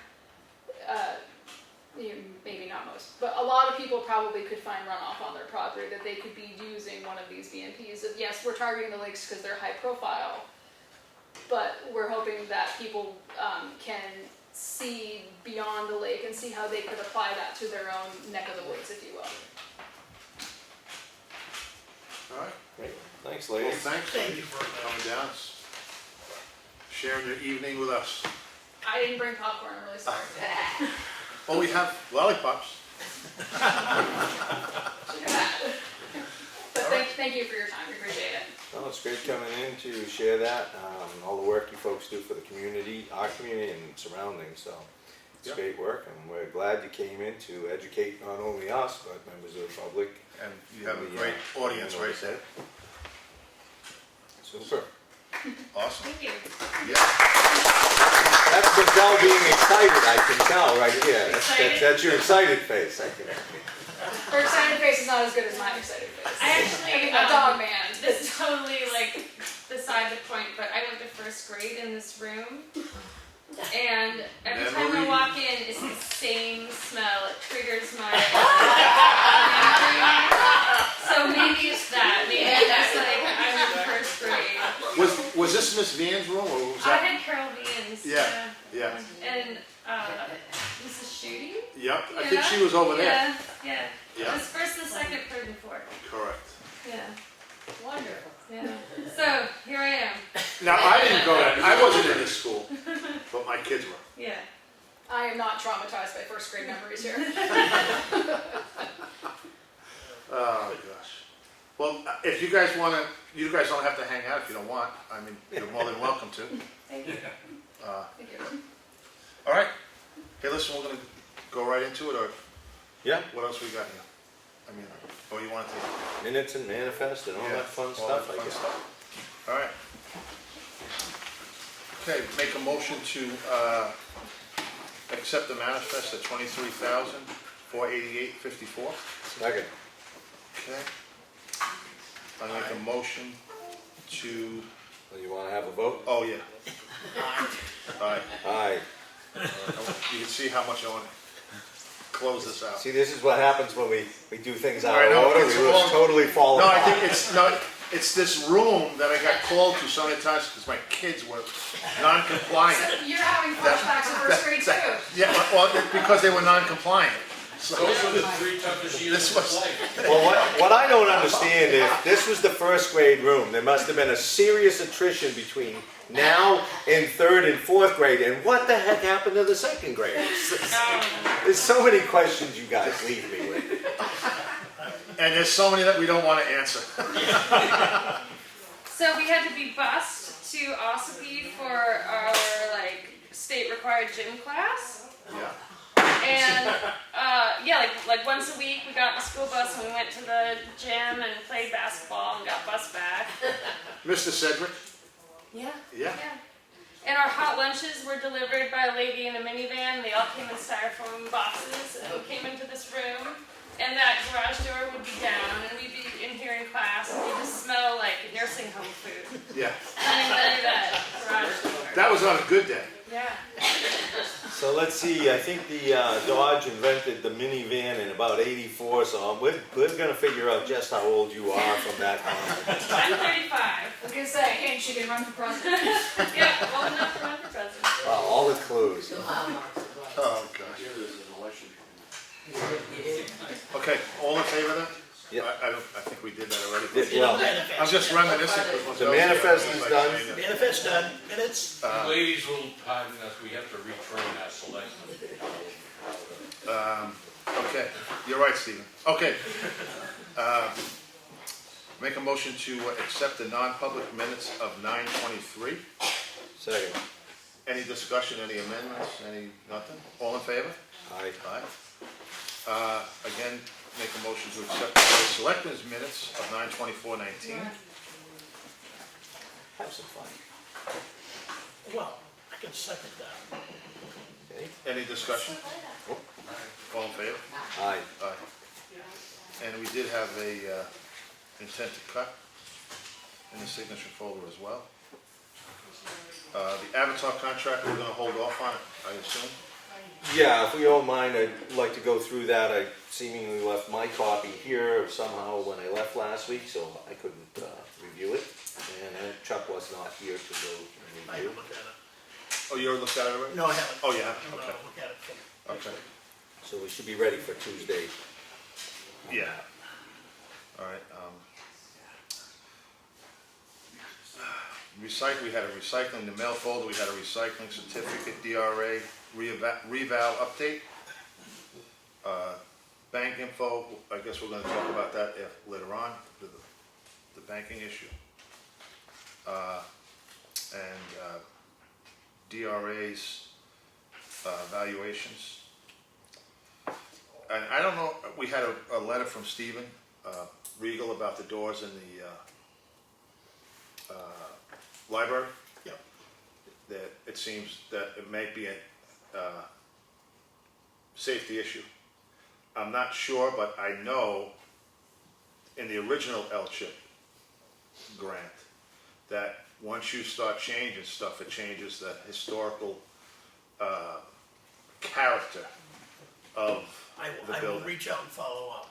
Yeah. I'm gonna believe it's not an issue because in the new assessment plan, that door is coming out. It's not historical. Now, Okay. which door is this? It's not The main entry door. The main entry door. on, There's an issue with not being able to see what's going on out there after dark. And there's some concerns with not being able, we don't have a camera Yeah. system like we do here. If we had a camera system on the outside, it wouldn't be an issue. But it's a concern element to be able to see who's coming through the door. So we'll put a window on it. so that's the door where they access into where the Coming right off the desk parking lot. area is. Main entryway coming right off the parking lot. Well, it's a ramp door. It's, right, okay. Sure. So two things are gonna happen there. One, that door is gonna go away when we go to the center door. Correct. It's, presently not in service. Correct. And the other thing you touched on is that potentially if we had surveillance, which I think ultimately I'd like to probably see that on more of our properties. We don't have a lot of properties, so putting some systems in the future would be something I'm open to that's something discuss. It would not be hard to put a camera right on the outside of that building easily. Okay, so yeah, we can do some more Yeah. thought on that, see where that can. So, Okay. Steve, I'll reach out and see if I can just get it from somebody in the LCHIP process, just make sure. I just didn't wanna be chasing after something. Nope, if it it's good. was Not necessary, that's I'll reach out this week. right up that way. Okay. John, if you touched on the DRA Yeah. revaluation update. I put that aside here, Chris, to make some copies, and I think our budget committee chairman, you probably would be interested in getting a copy of that as well, would you not, Dave? The latest? Yes, this is, so, Yeah. okay. So- Thank you, sir. Okay. All right, we'll just go right into the selectmen's comments. I really don't have too much. I talked to Ron today. Well, I called him yesterday and he was supposed to get some numbers. I know you called him about the same thing. We gotta get, he goes, don't you guys talk? No. I said, no, we don't. Tuesdays, So, yeah, tonight's exactly. for. So, yeah, he said that, well, he said the job was, to patch those things was a little bit out of his scope, that to reach out to R&D maybe, I don't know if you did that I've already. got some calls I can, You know, Well, which is- maybe- What's that on now? the culverts on Green Mountain Road, Patch them over for the winter. patch them over for the winter. My initial Yeah. conversation was with Ron to Yeah. do that. He seemed to be okay with it, and then He since had a realized- change of heart. He thought it was a bigger project, and it's probably that he should do, and the final product probably wouldn't be What as we're- good. And I did touch base with him today, John, about filling in, because we're getting some rutting complaints. So hopefully he's gonna be out there tomorrow, he Yeah, he says, said. to, He said he was gonna go out. What about if we're just gonna do patching? I'm thinking of maybe the local guy there that used to do the crack sealing, I've called Lakes out, Region, they're right on 16. Maybe they would come in and do it, I don't know. I reached out to two places today, John. One is Sunday Paving, Yeah. Ryan over there. He's- But I don't know, he's gonna take a peek at it. But I also reached out to Jerry at R&D. They have a residential kind of outfitted Yeah, division. So he said that might be something that would fit for them. He gave me a basic price of, would be to put it in about $250 a ton, going on tonnage to do the job. But he will be out in the next few days to take a peek, and he said he would be able to undertake the job before the end of the month if we needed him. So he's gonna put together an estimate. And if you want me to reach out to more people, or you wanna follow up with others, certainly could do that. In Lakes Region, if you wanted to get a quote from them, certainly. yeah. Maybe. Well, R&D is gonna be doing the paving, so. I mean, Yeah. that's kind of, now you're slapping the guy in the face, Well- you gotta get somebody else to put it in there. And he's like, I made the call first to Sunday Paving, figuring it was a small job like you put out. Yeah. And I followed up with R&D knowing they had that second division and thinking the same thing, they've got the job, so maybe this is something they do. And he did touch on whether we're going to prep the sites or he would. And at that point, I said I'd prefer that you did them, that way we didn't have any coordination problems with our contractor, and you wouldn't show up and say it wasn't prepped Yeah, exactly, right, exactly. so, just, okay. So, and it's good anyway, actually, when you think about it, it's good that it settles for a year. Yeah, it You know, doesn't 'cause hurt, it doesn't hurt anything, actually, it's better, it's sure. better. It's better for it. So I did just follow up on that Yeah. today. I did call, which didn't go too well, I don't think, Frank Carroll about the issues. And he said you have to remember one thing, the earth moves, and it's a base coat. Along the whole road. He said, it's not the whole road, Steve. It's not the whole road. It's sections. It's sections, so let's not, we're on camera, so we have to be careful how we put it. He did say that he's willing to talk, he point blank, he says he's not crack sealing sound. He's not doing it. And if you want to talk, reach out to him, maybe you have a better report to him than me. I don't know. I don't think so, I'm just throwing that out there, brother. I don't know what we're gonna do. well, then it begs the question if we need an independent party that's qualified to review this and give us a position, I guess, I don't know where we would go with that, but. He said, you gotta remember it was a hard winter. A lot of roads did get sea heaving. We didn't, It's a center line issue. Yeah, the center It wasn't lines- overlapped. That's what's widening up. And there's some cracks that are an inch Yeah. wide, no, full I of know. dirt. So, all right, Like I said, if you have a better report, I might reach. and you, Chuck, feel free. I might reach out, otherwise I think we should do some thinking on this so that when we meet together on Monday, we either have followed up or have something to offer as far as a suggestion. Okay. Yeah. And if you want, I can reach out and try to talk to Frank and point out what we found, because John, actually, you weren't there on the road, so maybe it's not in the best position for you to try and articulate. Well, I did walk the road. Oh, did you? Oh, you Yeah, got out, I did. okay. I did walk the road before I opened my mouth. But, Mike, if you give it one more shot, Okay, have I'll a try. I mean, discussion. yeah, If not, we'll talk Monday then.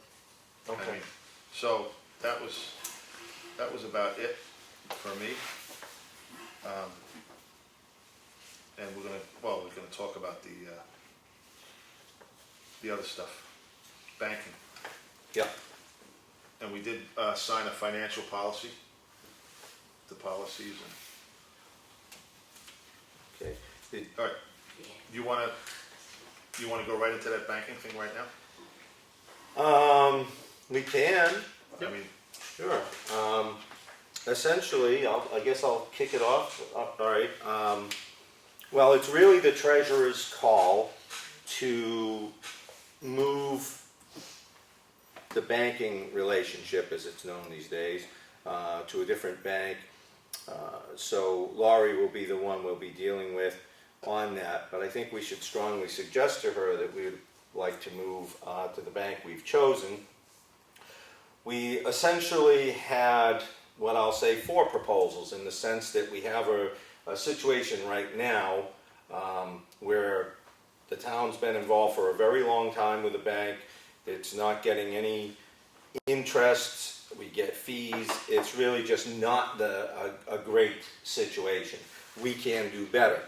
And recognizing that, we looked into it and we talked to the bank that we're presently involved with to see what they could do better.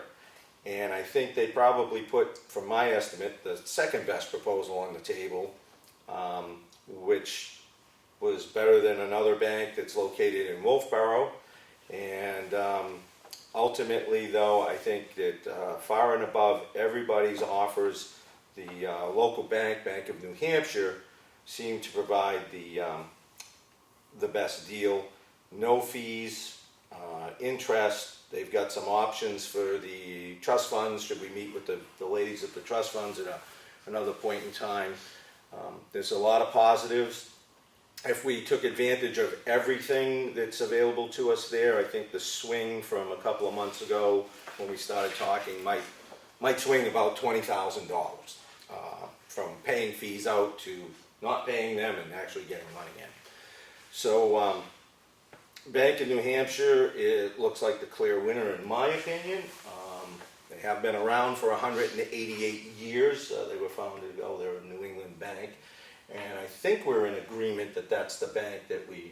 Well, I want to hear it for Chuck. Okay. I don't, So the existing bank we have, Citizens, with the presentation they made, I was unimpressed. The fact that it's basically all fees, we're making no revenue. I didn't see any major positives in staying there. TD, I like some of the presentation. The biggest issue for the town would be in making deposits. Because of the distance, we'd end up having to do a courier service, so even though TD was offering a market rate of interest, we would have to have much higher balances than they basically presented to cover the fees of courier service. So for me, distance and the courier service issue is probably the big thing that leads me against TD. Bank of New Hampshire basically does have a solid proposal. They're willing to pay us revenue. They will be more than offsetting any of the fee structures they cover us. And they're fairly local, which makes it much easier from a deposit standpoint, moving money back and forth. So I'm with Bank of New Hampshire. all right, that settles that. I'm going with what Chuck said, he's a banker. You're a banker? That's new to me. So we make a vote to basically make a recommendation to Lori to see if she'll... Yeah, if she'll do it. Yep. I make a motion to accept the Bank of New Hampshire as a... Is our recommendation? As a recommendation to Laura. I'll second that. Any more discussion on it? None. All in favor? Aye. There's one other thing before I forget. Last night, we did go to the ambulance contract thing,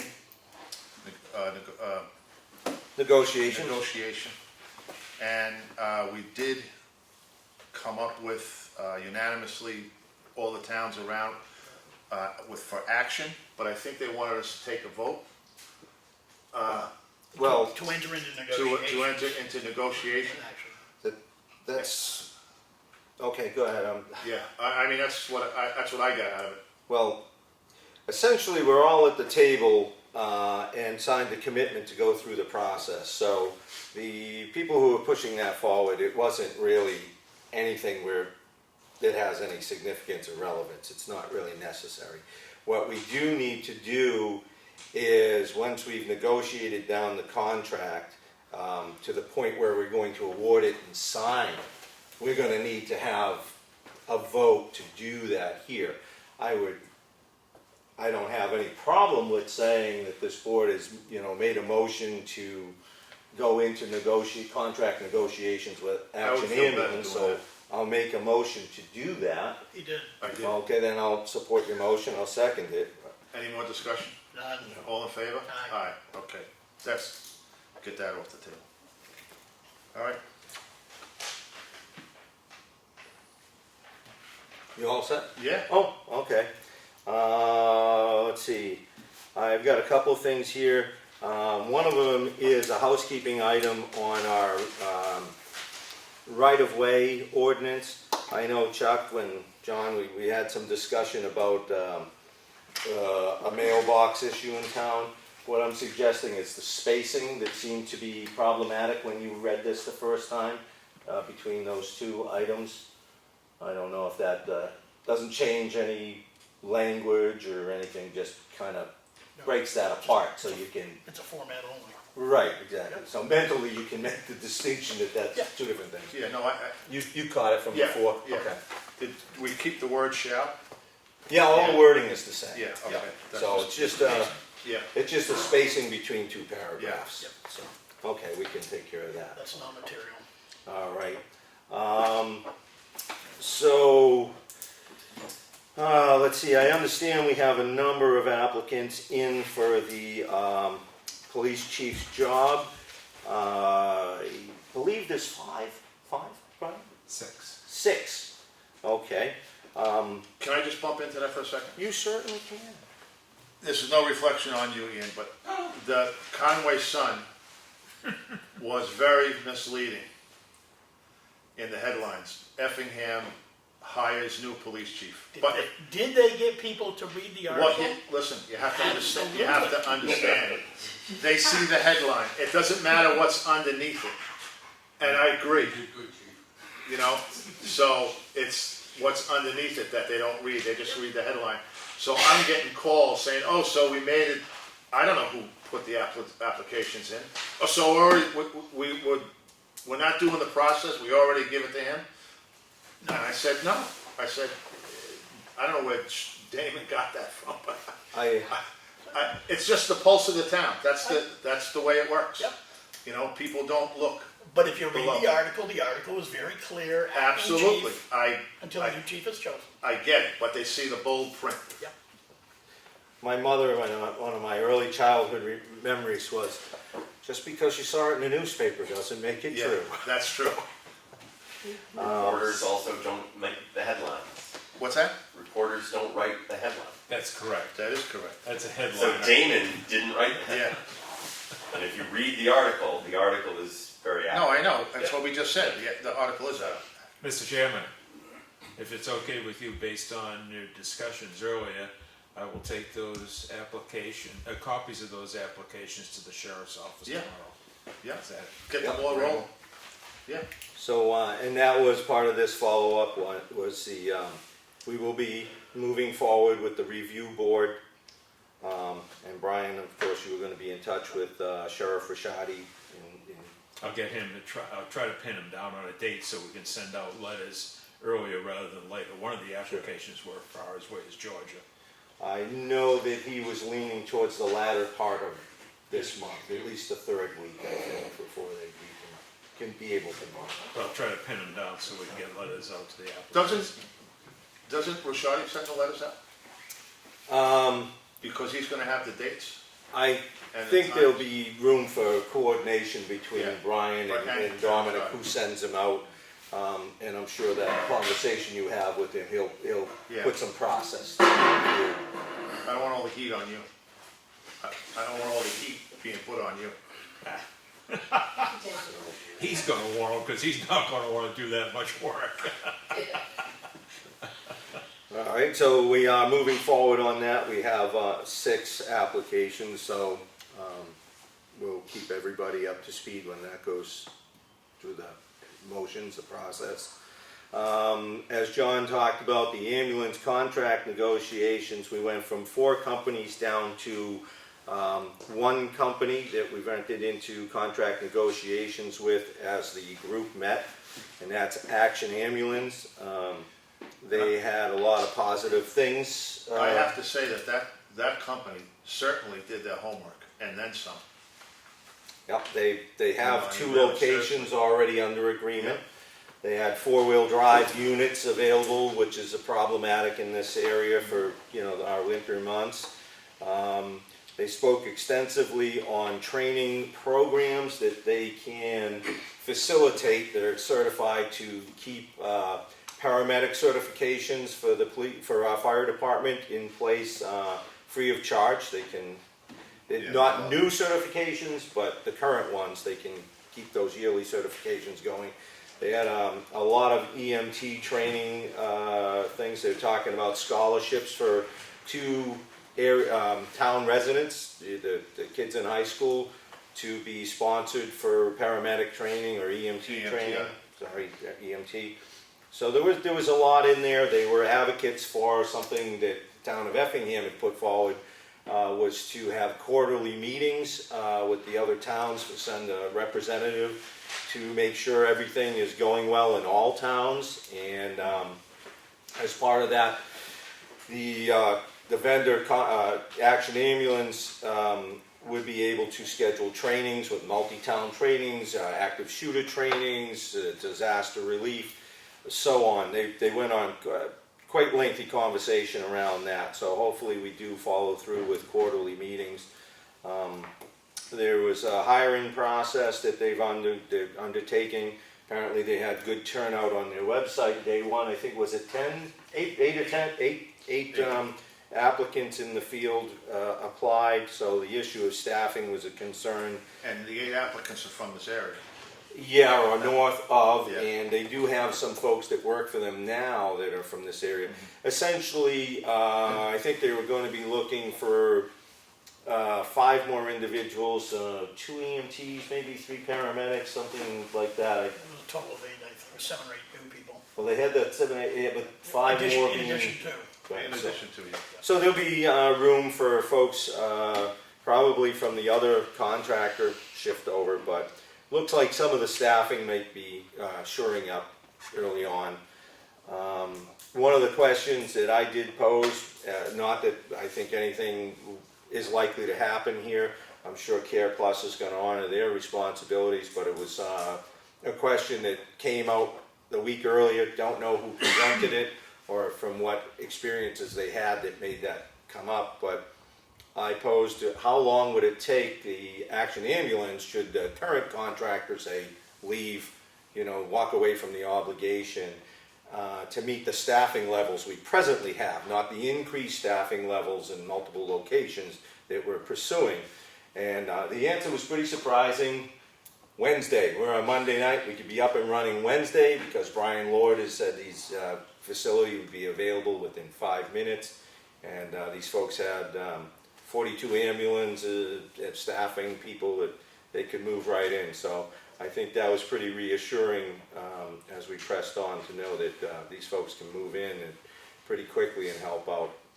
They had a lot of very big assets units, these MRVs that are just, they can come into a disaster zone and basically deal with like 100 patients. They have 2 of these trucks, but they said they could get them here in about 2 hours, but they probably wouldn't even need them initially if something did happen, a catastrophic event, because they have tow-behind trailers that could go with 2 of their Dodge 4-wheel drive units that they could bring on site. So it was pretty impressive. Hopefully they live up to everything they're saying, because they really covered all the bases. If they don't, they get an Academy Award from me. They really had all the answers, right down to what it would cost to get somebody in the ambulance from Freedom Town Hall to the local hospitals, a breakdown of what those charges would be, what the patient would pay, what insurance covered. So a very detailed presentation. Yeah, they did, absolutely, 100%. So that's where we are with that. Ultimately, we're hoping that we will end up with 2 locations. Lord's Ambulance Service used to be housed right over here at the end of 25, and 570 Plains Road in Tamworth, which is where the location presently is for the ambulance provider. That's Route 41, correct? Yes, or Plains Road. Yeah. So things look good. It looks like we would have a lot quicker responses to the lower portions of Ossipee and to the town of Effingham. So we would have that advantage of time savings. We did the assessing contract. Let's see, we're going to be reviewing that. I did have an update with Dean Robinson at Oil Collection, DES. He's looking into the status of our grant application. Some of the hang-up was the new budget being in place. They weren't able to fully... I think they were only allowed to access about 25% of the funds at this point in time, but that looks to have been cleaned up, so we'll be getting something on the availability of those funds for oil collection on that grant. And today, and Brian, I don't know, did it come into the office, the DES, the grant for the culvert? For who? For the culvert, Bailey Road No. culvert? Okay, because I got a copy sent to me They were supposed to send it to you. I did have I have it. Did you get it? Yeah. Oh, okay, so it should have gone out. There was a hiccup in the original, they were trying to use Claudia's old email address. Essentially, they felt that Mr. Meisner is retired, Yeah. so they couldn't I find. did see that one. Yeah, well, there should be an attachment, 7 pages The there. only thing I'm out need clarity on in that what we signed was that it says that we have to put a warrant article for Right. $75,000 To receive this, to, even though it's gonna be funded by them. funded by them, Right. we still have to ask the town for $75,000. Well, they have to approve it, yeah, so. That's the thing, That'll be- that's 75 grand on top of, to add it to that budget, that's, Well, it's we'll get into, we'll Yeah. break that down later, that's but what that's too, I need clarity on that one. I'll get you that. Because I know they're I'll gonna have it. reimburse us. I know, it's gonna be a reimbursed issue. It's just a matter that we're gonna have to put a warrant article. It's a and raise- loan, Yeah, but we still have to raise and appropriate 75 grand. so we'll tackle that on Monday in our Yeah. work session then. So we'll put that on for Monday to get all the, Yeah. because I got this late in the day, So did so I. I didn't get to read everything on it. 2:42 this afternoon. Is that what it was? I was on the phone all day. I'm sorry, what exactly was that, DES? Yes. Yeah. Yes. I'll send it to you tomorrow for the minutes. But the first one came in Claudia's. I spelled John's name wrong and it went to the spam mail. I didn't see it until later and I sent it to John. Well, the second one is still spelled wrong too, just to let you know. So, and it probably went to somebody else's spam mail. Okay. I believe I got an email the other day that HEB has filed our landfill report with the Department of Environmental Services, which is due every September. So it looks like that should have gone out, and you must have gotten notification on that, I hope. Maybe I'll look in the morning. Okay, because I hadn't seen anything, so I shot off an email to make sure that that was getting done a little bit ago, to make sure we What was didn't it- what's miss a that about, deadline. Landfill at the transfer station, So the testing, the analytical they did a couple weeks ago? groundwater monitoring, yep, there you go. No, not the, he's talking about the, The monitoring? it's just Yeah. monitoring. Right, Okay. It's, Yeah. it doesn't have to do with the testing before that we just had done. All right, because I saw Yeah. Easton Analytical over there last week for like. well, it 6 probably hours was, because they're doing testing. groundwater Yeah. out of the monitoring wells, the established wells Yeah. there. But that's an Annual event. Right. I did reach out to Gary Roberge at Avatar Assessing before last week, before that last email he sent out. I kind of had been, it's one of those loose ends, so I had reached out to Gary before he had sent that to find out where we were in the process. And eventually when we connected, one of the things I had become aware of was that the BTLA meetings were going to be this past weekend. And I was concerned that we had originally a deal that we thought was on the table. We had agreed to it. We And had this was accepted. This is the Eversource settlement. The Eversource, utility taxation item there that we've been, I don't know how, I think it's been going on for A long 30 number of years. years, yep. Yeah.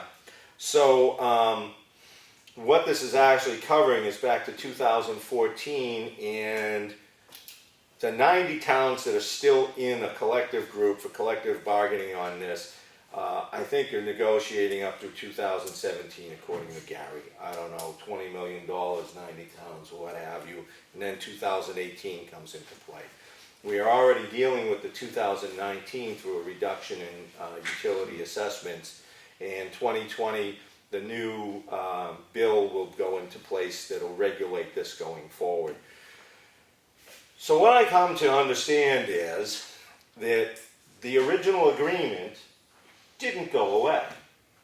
I don't know why that was brought to us that it had, but that's what it seemed like to me. The 190 over 4 years, Exactly. no interest. No interest.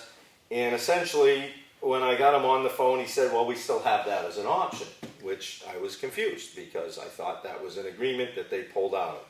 So now he's been talking to the young lady over at the utility company who has the authority to take care of all this. He got an email from her back. We have an agreement option that I haven't even got to read through, but I got that sent to me. I should have got sent to you, Brian. If it hasn't, I'll make sure you get what he sent me, because the 190's back on the table. The other towns, if they go $20 million at the number of 90 towns, that's $222,000 and change, plus another year evaluation on average. Now, each town's going to be different. I'm sure there's varying percentages, but Gary feels that this is the best deal we're going to get, and it keeps us out of court. He thinks there's been a lot of legal fees involved with the other towns going forward. I think he said perhaps $500,000 involved in all that number. So I wanted certainly to avoid the amount of money we pay Gary going to BTLA, as well as the lawyer. He brings the lawyer and everything, and they may have to sit there to go for a couple of weeks or whatever the term is until your turn comes up. I don't know.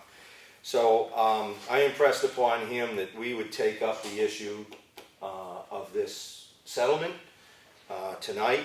If we're not prepared to do it tonight, we can post another meeting once we get the read through. Yeah, I'm ready to go. Okay.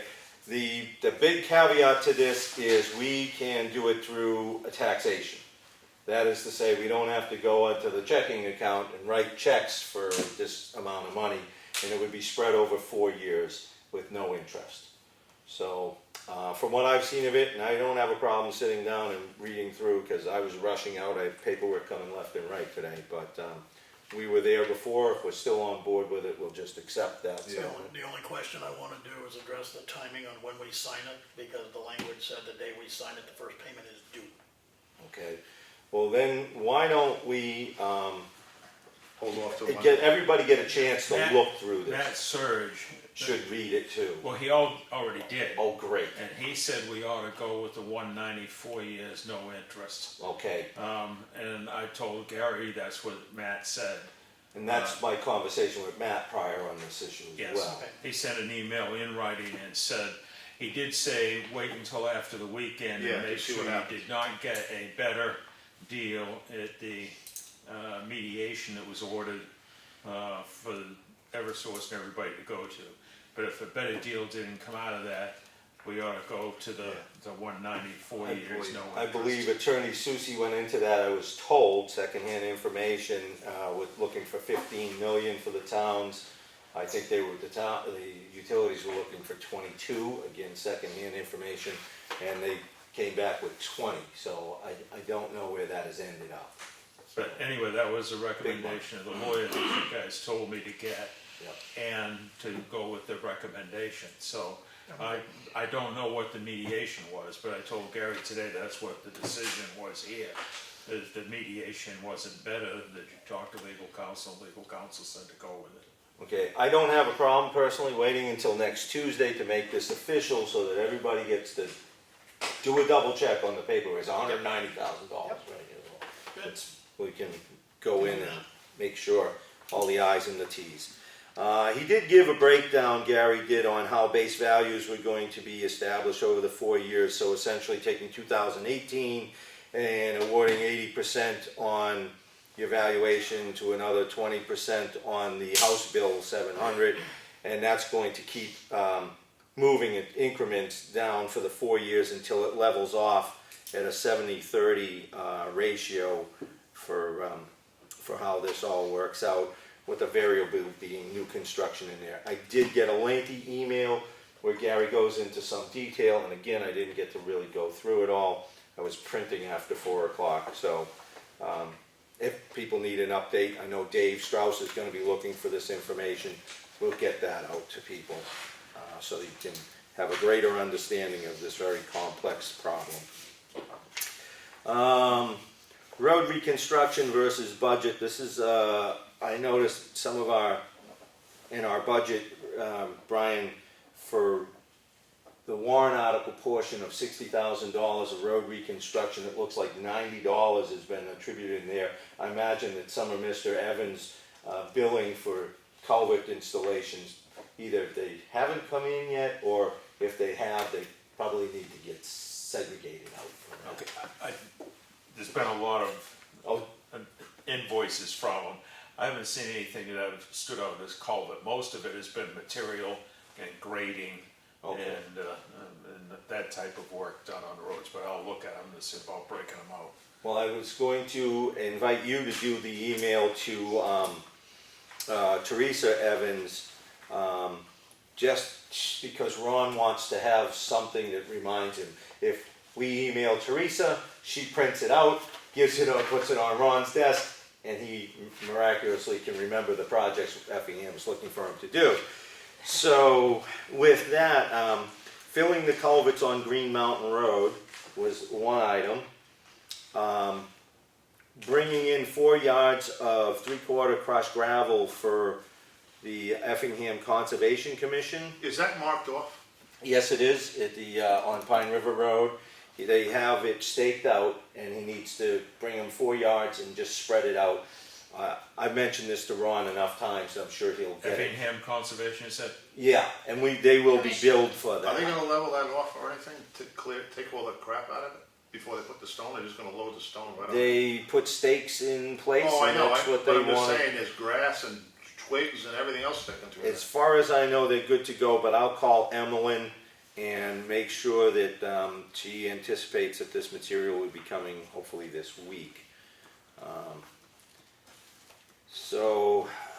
Let's see, Conservation Commission. They were ready before, as far as I know, John, but I will follow up. I drove past it and looks like Think somebody could run a rake over it? more than that. Well, then they're gonna have what they've got. They're gonna end up with what they get. Well, we gotta try to do it right. Another issue here with, for Ron, was he's going to try and bring in some asphalt for Pine River Road on the wheel ruts, and basically spread that out and roll it. What we've got is areas in there that have pothole repairs. Yeah. Every year, we probably spend enough in the spring patching that we could run asphalt over it. It'd make out a lot better. So those things would be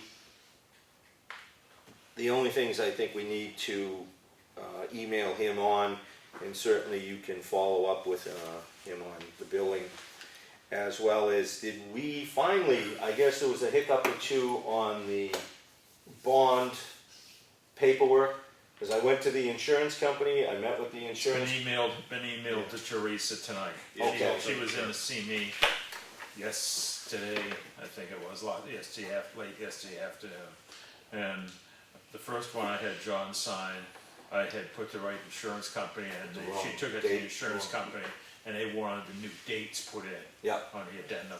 That's happened, John signed it, that's all off. Okay, and so for anybody paying attention, we did all the meetings and carrying through with insurance companies and the Evans folks, and found a flaw in the addendum on the contract regarding bonding for the winter plowing.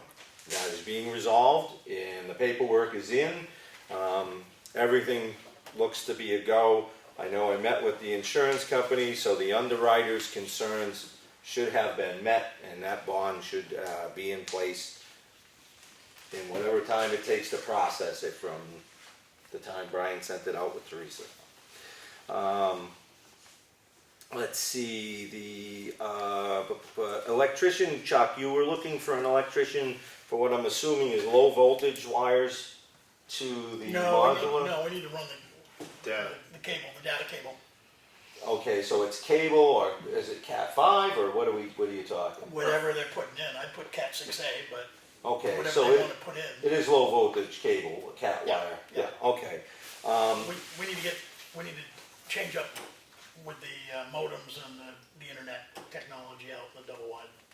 But from an electrician, you were looking We need a body that can run the lines the out, line. and that's it. Well, they're gonna need to put the ends on it and hook it up. Okay, We Well- just, if I may, Mike. please. Basically, what we're looking for is we need to separate the networks from our side of the building and everybody else on the side of the building. So we're looking to have 2 lines of Cat 6A, so I want gigabit, from the router or the modem that we have here over to that building so that we have 2 separate networks. Okay. Crimp the ends on that side, this side, and then our IT guy would hook up their side of the building. And and conduit's then our already IT there, so it's like, this is, Yeah. it's No, not the- difficult. The piece I was looking for is who's responsible for tying things in at that level. Our IT guy would be responsible for tying everything up, and then the sheriff's office IT guy would actually be responsible for getting our stuff hooked up within our comprehensive building. Thank you. So, and that's actually the one thing we're just waiting for on our technology stuff. Everything else is all taken care of. Okay, because Chuck had you sent out, you were looking for some information there. I followed up today, if you don't have anyone. No, I don't have anyone. Okay, because we had, in town, we had Ed White, who's a local electrician. I wasn't able to reach him today, but previously, when he was unable to take a job, he had recommended another gentleman, L&P Electric, Jeremy Miller. So I contacted Mr. Miller today, who got back to me. He was working up north, and he said that he would have some time next week. He can make an appointment to come in and see what we need, provide us a quote, whatever. We can expedite however you like from that point on with him, if he seems like he's willing to do the job and everybody's comfortable with. Yeah, I mean, that. Ryan and Ian know what's gotta be done, where it's gotta be run. Okay. Conduit's already there, just needs somebody to fish it and run it. Okay, so Mr. Miller will be coming in probably next week at some point. We'll try to get, we will get a better coordination of time and such, so anybody who needs to be involved can have a heads up. I appreciate it. Okay, We're gonna run it from the main, Yeah, in the directly, computer, in the computer room. Yeah, right from the computer, right from the UV modem. Yeah. There's 2 separate. Yeah. We're right there, right to the other side of the building. All right, at some point, Brian, this one is for you again, under the budget. I think we're probably gonna wanna be looking at the town hall and, the planning board for the capital improvements planning. There's trust fund money that would be coming out of those accounts, and I guess once we have all the receipts in, if we can verify that. I'm putting that together right now. Great. And then if we know that that's, at least, there's no more coming in after a certain point, at least we could probably get that to happen. Now, I may need to work with one of the 3 of you, because there's some stuff, I don't know if it fits. Okay, I don't know if it comes out of the capital reserve fund or it doesn't. Okay. The supporting data is limited. Okay, well, there again, Chuck, if you wanna come in and look at that, if there's any questions. If I get questions, I'll reach out. Well, yeah, you reach out to us too, we can chip in with whatever we may know about it, and ultimately, for clarification, if we seem comfortable it should be there, we can present that to the trustees of trust funds, and because they're the ones who are going to ultimately, give us some guidance on where that money should or should not come out. Okay. We certainly can work with that. And just remember, you say capital reserve, that's a warrant article, right? The trust funds. Yeah, there's 3 that you need warrants for, just before you get to. No, Not the townhouse, you're not talking about, you're talking about You're- ETFs, Yeah, the ETF, So that- expendable trust funds, Not where the there's an capital. assigned All right. agent to expend. Just I'm making sorry. I should have been clearer on that, but, Those are the only ones I'm looking at. okay. Going down to the transfer station, I know a lot of changes are going to be happening, and I think our fall cleanup has been so successful that the transfer station dumpsters, the demo, were full early on. We can't seem to empty them quick enough before we have fees for this. So Sunday, I think there might have been some imposition for people. No, 'cause actually, Saturday they all- were full. I was down there. Oh, were they? Because Everybody was happy. Mark They- had said they they were put the full stuff on in- Saturday. Yeah, they put the stuff in front of the dumpster, worked out fine. Oh, okay. Anything that was heavy that wasn't, Yeah. like, really, Yeah. the mattresses and Yeah. things like that, they just put them on the ground. Yeah. They're gonna come in Super. tomorrow, half hour early, load the dumpsters. Yeah, The- yeah. so. And, you know, again, appreciate the guys, we all do down there, that they're making a lot of efforts since we started getting into this earlier in the year. They're putting an effort out to do everything they can to help the folks do things like this, so. So, while you're on that subject, Today's we the need, day. we need to talk Yeah. about, Today's the day. we need to talk about, adding Mike's hours.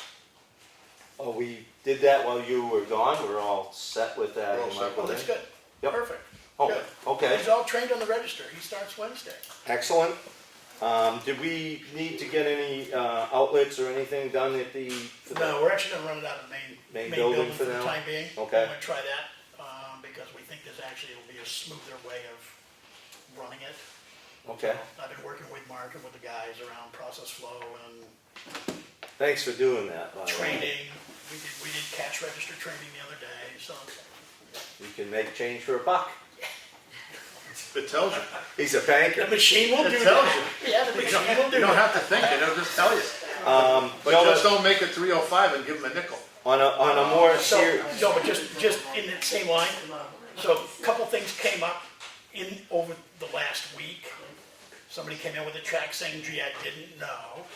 So we made up a cash only, no check sign, so now there's signage there on the building, both sides. And we had a couple people requesting, where is the permit required sign from June 1st to May 31st? 2 signs have been made up for that, and then on either side of the building, so the 2 requests have come in for additional signage. The signage is now on the building, so. well, that's a follow-up we still have to do with signage because we haven't put the purchase order in, but we can get to that. So, I know that there are certain lines that we've finally started utilizing, like for supplies and equipment and stuff that seem to have not really been used on occasion in the past. We've exceeded by a little bit on the $1,000 that was set aside. I know that you'll probably talk some on how there's going to be offsetting in the funds coming in. We're expecting a certain amount of drop-off in demo. I think my looking at the numbers through the budget, we're going to be very solvent here by the year's end, I think, budget-wise under the transfer station. So I'd like to put out there that I was an advocate for this last year, that we should provide a stipend, an offset of some sort for work boots, because steel-toed or ceramic-toed safety boots, they're out there in the elements, winter, rain, what have you, dealing with moving refrigerators or iron and whatnot. So footwear, I think, is an important part of that job. And I'd like to say that maybe we should kick in like $70 for a purchase once a year per individual for the appropriate footwear. That's what I'd like to say.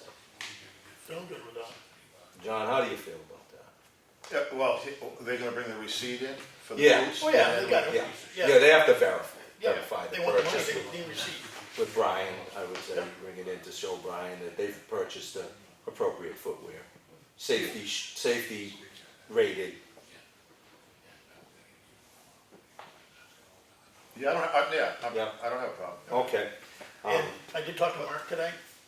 They need some winter gloves for the season too. They haven't got any down there, so. We should just send it to George's Apparel and get them all worked up. Actually, they used to get those right out of Uline, and they. Mark's got the book. He's gonna give me the copies of it tomorrow with the sizes for the guys. Because we usually buy them by the case, and we should have probably had some receipt to just exactly what they liked in the past. Yep. $70 on the boots, right? Yeah. 75. 75. You said 70. You said- You want Did I say 75? 70? Well, I wrote 75. It's in writing. Well, I didn't I will agree- make an I didn't agree to I don't know, I 75. don't know if I can do I that. didn't agree to 75, I agreed to 70. I'll agree to 70 and throw in the gloves. It's probably on page 4. I'll leave it to you guys to work out. I'm okay with 75. Hey, guys, I just wanna know the number. I'm going to say 75. Unless you want to, until you guys are not. 75. There you go. Sold it. This is an auction. It's We're it's going. still not gonna cover the full cost of the boot anyway. Oh, no. No, not at all. 75. let's see. What's the deal on the gloves? We're buying a case of them. Job lots. I'll work with Mark on that. Another thing I did was, this has gotten away from me throughout the course of the year. Last year, the winter hit before we could get it done. But I called up 2 companies for catch basin cleanouts today. One is Felix. One is Felix/Eastern. They do stormwater cleanouts. They sent an email. They're looking for one full day would be $2,100. Last year, to do 5 or 6 culverts, catch basins, they said ballpark $1,200. We have a stretch on Green Mountain Road. We have one at Culkert Hill that I'm aware of, one at Rumney Hill. We have 2, I believe, on Champion Hill. We certainly have the swimming pool out here in the parking lot. If anybody's aware of any other catch basins, please let us know. But they're saying that they think this could be a one-day job. No prep needed on our part. They'll come out as long as they're not 30 feet off the road. They wouldn't need any preparation. So we all probably were aware of the flooding down at Green Mountain in 25 this year. I'd like to move forward on this. I don't know where everybody else is with it, but that's... I also have Belmore is another company that I'm waiting for a call back out on for an estimate, as well as I've finally got the contact information in an email before I came here. I believe it's in there for Trident, which is another company. So I can get you some more estimates for... I'm okay with it, but again, you know me. Where's the money coming from? Well, I think our budget is in good shape spending-wise. We haven't hit those benchmarks. When I look through the budget, we certainly can go through that on Monday, but I see that it's in our budget to move some money there. Do you think we'll have the other bids by, or the other quotes by then? Absolutely. You know, by I imagine, right, I should have them tomorrow, I imagine. They're pretty quick response. These guys, it's not, you know, they've got it at the tip of their fingers, so. So that's a list of those. We can follow up with it with some more estimates, John. We can talk more on money. No, I'm good. I mean, I just, you know me. I'd like to see another estimate. I gotta know where it's coming from. Yeah, so I'll do a follow-up on that. It is kind of something we need to do, I think.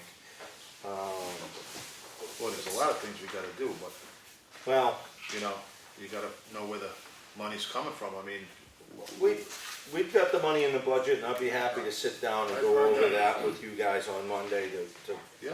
you know, specify where these funds come from.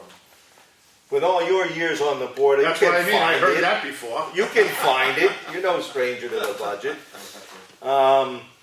Let's see. I'll kick this one down the road on the conversation John has. Is where's the money coming from? But I figure if we're going to consider the Old Pound Road demo item, I think we're probably going to see if we have the money for that. I'm looking November, probably, if we're comfortable we have the If we're sure money. we've got the money, then we ought to call them and schedule it. We have the money in the budget. Having the money in the checking accounts when that young fella is the conversation with that. So I think we'll bring that to Brian as we close out the month of October, and so that one hasn't fallen by the wayside. It's still on the list. We probably can do, I'll bring in a revised draft for the letter for the mailbox obstruction. One of the things with that particular mailbox that we were talking about is that is where the snow gets deposited in that area. So that further would complicate any location because of the sweeping arc that you need to have to access that. So again, I think the location's a failure. We're happy to work with the property owner to find another location, but I'll tweak that to include some of the snow removal concerns, bring that to you.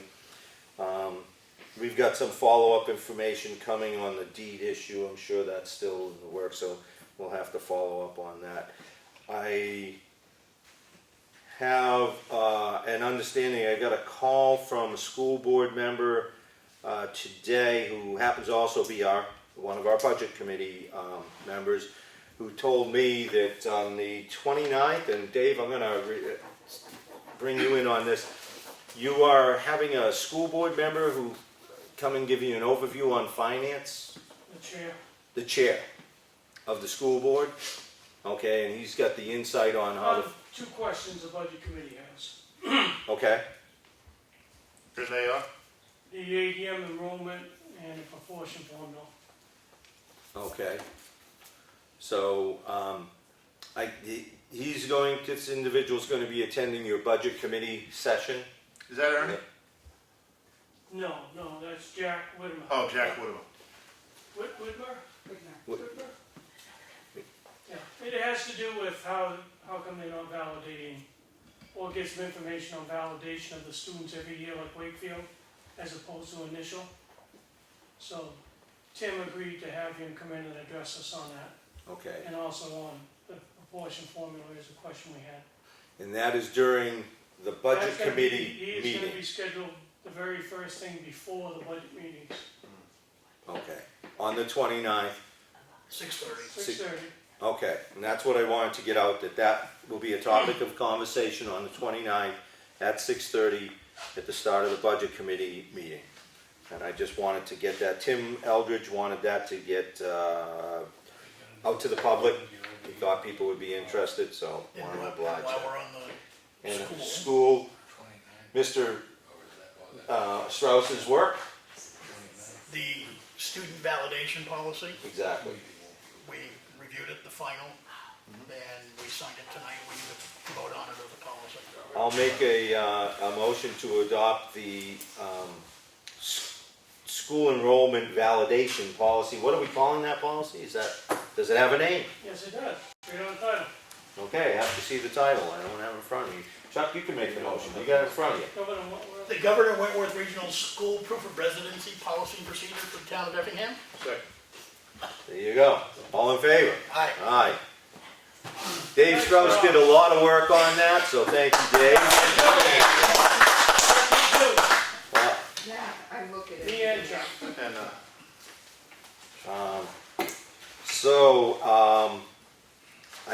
that Final dated. I think is going to be I'm sorry. all of what I needed to bring in front of you guys tonight.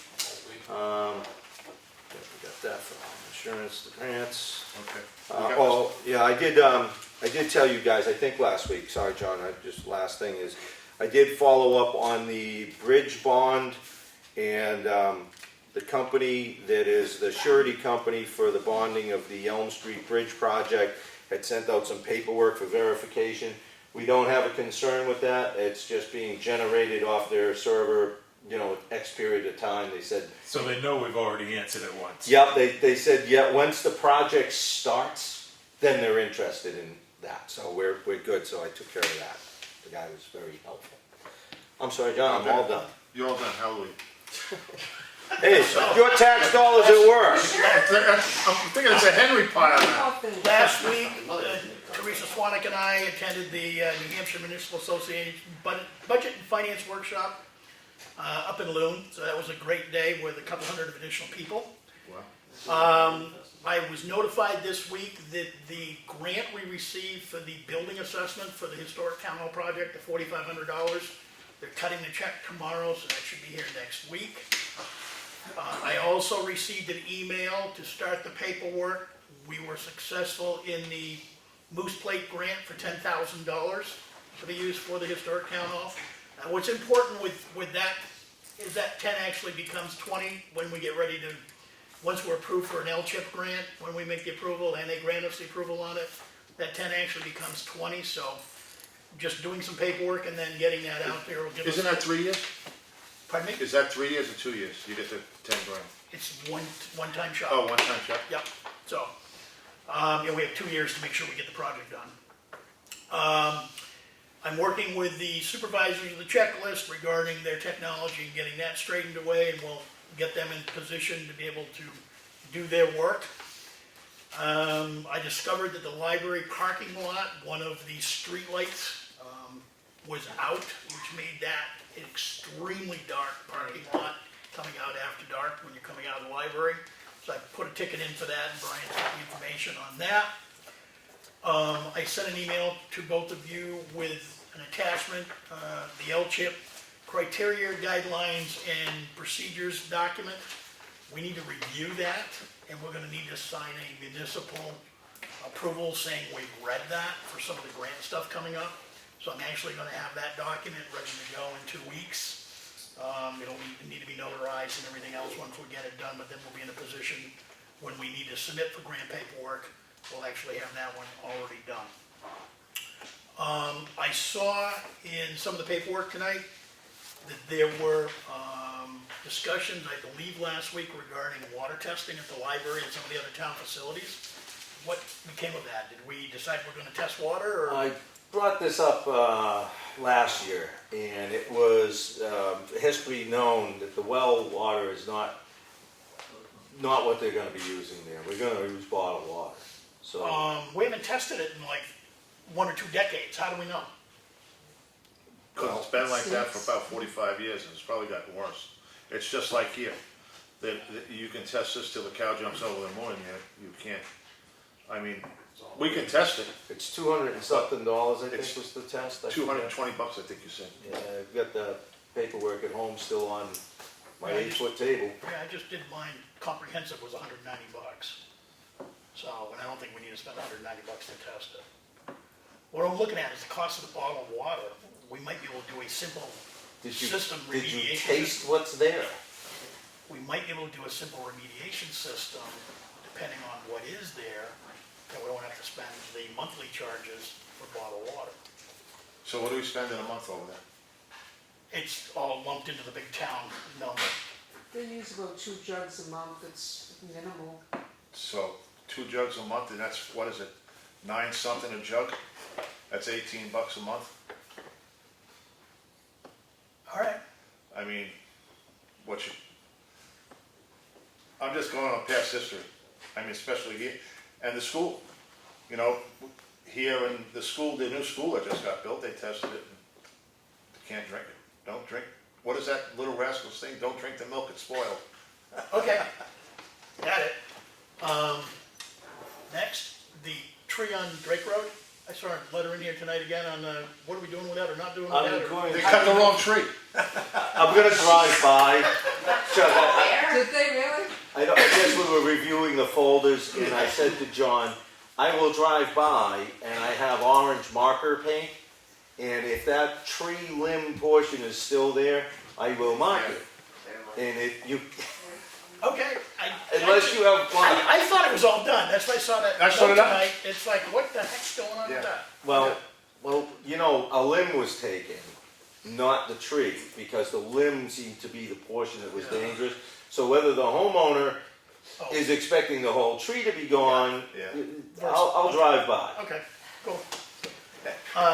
And my last item is, so what became of the smoke yesterday in the building here? Did we get the guy in to Oh, take a look at it? well, smoke is not an issue.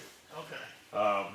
What he did is the place had some smoke in it yesterday morning from the pellet stove. It's not legal yet in New Hampshire. So you gotta open up a window. He came and looked at the furnace.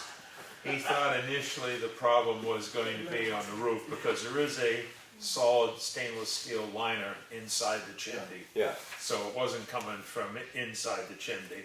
He thought maybe the seal on the roof had let go and it was being sucked back down and on the sides. He was showing me how to empty the ashtray because apparently that's been an ongoing problem at different times. And while he was showing me, he opened up the door and that automatically starts a fan to make sure you don't get a backdraft. The fan bearing was gone. He said, I now know what the problem is. I'll either have a fan later today or tomorrow put in and it'll be fixed. End of chimney problem. Excellent. Historically, I thought Mark, and maybe Teresa can enlighten. Yeah, Mark does come. Mark does was, come and does Mark apparently was doing it once a week, Yeah. but then as spring came around, it was less empty.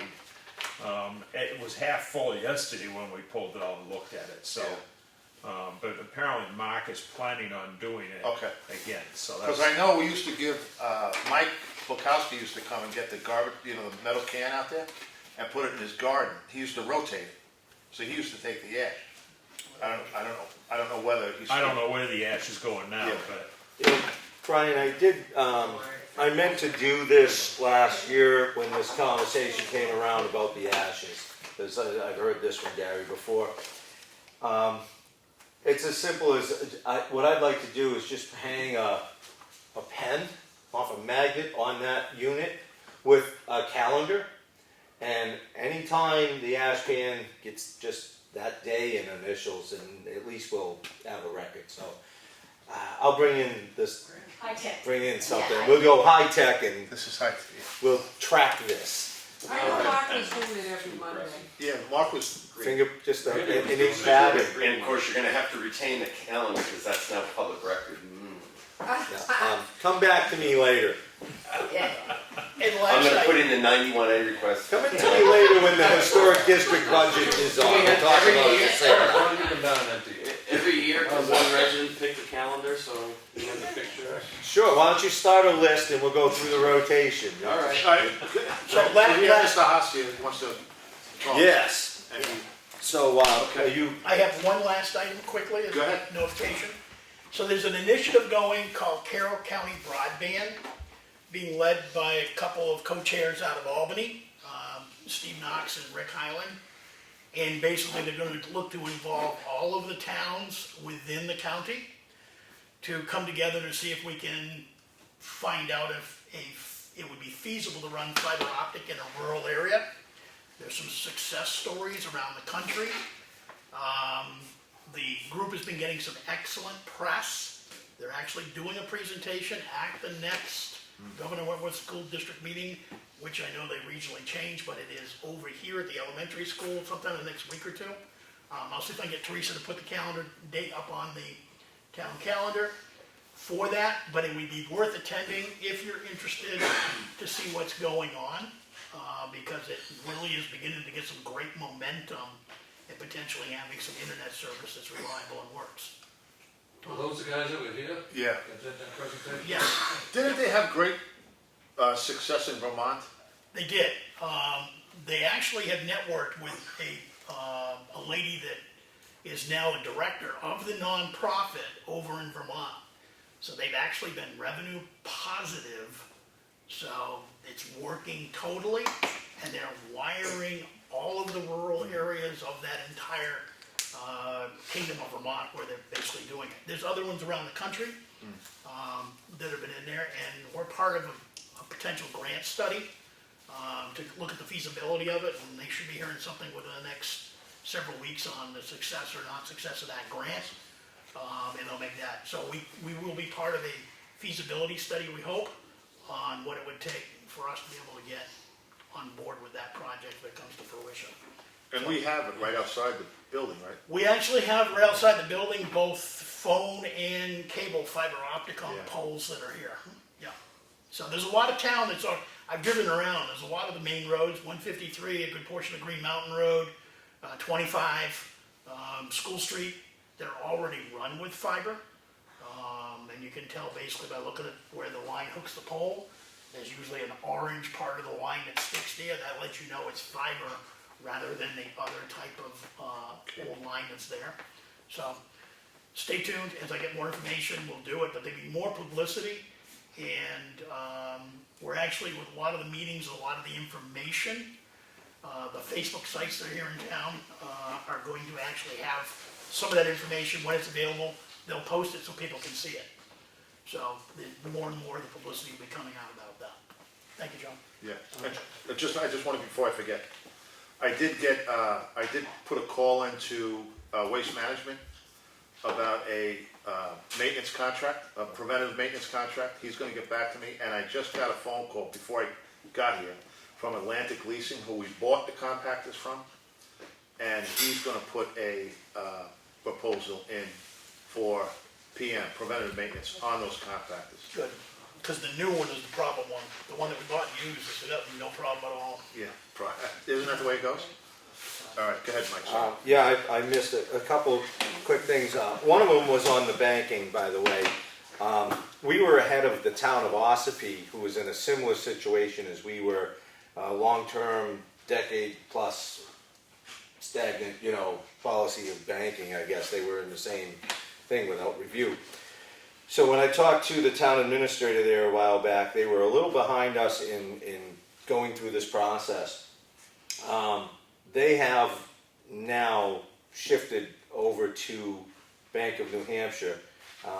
I don't know how really well it went there, but I know I mentioned it to the Bank of New Hampshire representative that was, I've heard that, and she seemed to feel it went seamlessly. So hopefully it's not a difficult process, because I know we're concerned about that. So I just wanted to say that that's took place, and haven't heard the skies falling yet from Ossipee. The other thing is DRA. I talked to Michelle Clark this past week and went over several things of concern to me on all of what is taking place on our taxes, school rates, past forms that we get in, and trends that we've had. So there'll be a time to go back through anything we've already approved and work at the porthole with Brian, and through the portal with Michelle. We can all be involved to make sure we're where we need to be, so that we've covered all bases financially going into next year.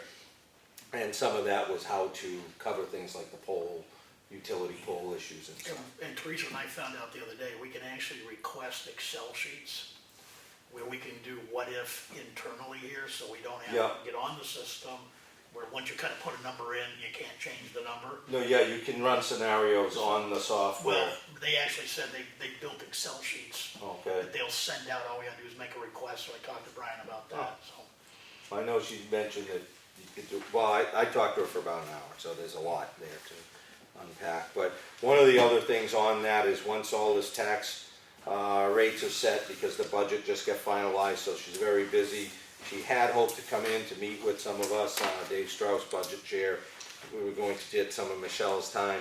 She is willing to and happy to come in once the dust settles, so to speak, to do a training and overview for the municipal folks here on how DRA, how these things work. She used to do that. Yeah, it's something. She used to do it. But that, And I'm thinking, Dave, anybody that can make it in for that presentation for the budget committee, we ought to just make sure that they know what the date and time is, in the event they can make it. so we'll get that shored up as time goes along, and all the tax rates for the towns get set, and Dave and I can coordinate and try and get Michelle in here for a date that we're all comfortable with. That works for you, Dave? Yep. I'm sure the training you and Chuck are going to, Michelle usually does a module in that training. Actually, She wasn't- Jamie Dow So does. it's She gonna be, wasn't the one there at this one, but it was, I yeah, remember the it's thing. pretty much the same Yep, module that they do. yep. And that was it for me, John, thank you. All right, well, let's, Mr. Haas? Joe Haas. Joe Haas, he was here, he's got something to say. Sorry you were here so late, but Oh, I'm glad to learn all the other stuff, or 50% of it anyway. There you go. I'll sit over here if I could, Sure, so, go ahead. so Ed could get me on the machine there. First off, Joe Haas from Gilmanton, nice to see you again. I saw you late May or middle May, because I remember seeing you first, I think it was at the Wolfboro Forum on Education with Tobin and Valinsky. And I don't want to repeat what I talked. I'm sorry, Joe. Well, that's okay. I'll just give you a progress report of what I've learned since then, sharing of information. And first off is, you mentioned Michelle Clark. I thought it was Jamie Dow that handles your town. For the DRA, it's Michelle Clark. Just spacing on those, if you thank you. Because this afternoon I made a mistake. I sent it to an email to Jamie Dow. Because if you go to that web link that I put in the email, it has 4 columns, and it goes from A to Z. Well, there's no Z town in the state, but you know what I mean, alphabetically. And I thought, well, there were 4 people working on the tax rate. Yep. There's 4 people Yeah. listed on the presentation we had. Yeah. We happen to work with Michelle. Okay, I'm glad you told me that, because I did look at, I did a copy and paste of that link just this afternoon, and for some strange reason, there's nobody on the 4th column. You have the other, Michelle and Jamie Dow, and there's Penny Touche. I don't remember who they are. She was on the 4th column, now she's on the 3rd column. And I don't know who's doing the 4th, but that's, doesn't really matter to you. I just thought I'd mention that maybe they were swamped with so many towns being like up here, that you have so many people contacting them, I don't know. But there's 6 towns in this SAU 49, isn't it? And I've gone around to every one, last spring to do the information statement, trying to get it into the May tax bills. That was that RSA 76:11-A, Roman numeral 3. But nobody did it. But that was just talk. I mean, I'd rather have somebody do something rather than just talk about it. And what I've learned since then is I've gone around to a number of other towns, because I have another place in Boston. I tried it in Gilmanton. I think I gave the reason why I was here was because they said go to another town and win it there and then ricochet back over here, so we don't have to do as much work. They're lazy. I'd rather have you guys do it. But what I did was I went, you haven't heard my $65 offer yet, right? 55, No, 65. 65? Well, that's the filing fee for the petition that you can do to the Board of Tax and Land Appeals within 30 days of getting the tax rate to contest the town tax rate. That's in paragraph 2 of that RSA. But in paragraph 1, it says all, so meaning the other. So there's 2 RSAs, RSA 71-B:16 is the actual petition that the town can do. And I was in Ossipee yesterday, and there was a whole group there. There's like 75 people contesting the appraisal of their property by Todd Haywood of the Green Mountain something in Concord. Granite Hill. Granite Hill. Thank you. And you have Avatar, Mark Stetson of Chichester, I think. Yeah, we have Avatar. Avatar. I don't know if Mark does it up here or not. He No. does it over in Boston. No. But what I'm getting at is they agreed, they took my offer. They said, well, I'm here, the first town to agree to do a petition into the Board of Tax and Land Appeals within 30 days of the tax rate to contest the school tax because it's supposed to be set at 0. Anything other than that, it's wrong. That's what Tobin and Valinsky said. That money cannot be downshifted, that expense to the locals. And so you have the opportunity to contest that. I mean, Ossipee does. And I thought yesterday that only they needed to do it, the selectmen. Because just like in a article trying to get on the warrant at the town level, the selectmen have the authority to put one on without going to the petition process to get 25 signatures, which it used to be 10 in the old days, back in the 70s. I remember that in Lincoln. I did one as a teenager there. And now it's 50. I just read the other statute today, that the selectmen in Ossipee need 47 more signatures to go to get it official, and you do have to pay that $65 fee, because I just wrote to Ann Stelmach of the Board of Tax and Land Appeals, and she sent me an email saying, well, it's under not the statute, but rule number 208.04. And I have this all in the emails to your town administrator. And so the bottom line, well, let me back up a minute. I did go last week to Brookfield, and I told them, I gave them the same offer, and they said they'll look into it. And I think I made the suggestion, well, to look into it, what you gotta do is maybe contact the New Hampshire Municipal Association to see what they think about it. The LGC, Local Government Center down in Concord. And then go forward. but Ossipee, went forward and said, oh yeah, we'll start it.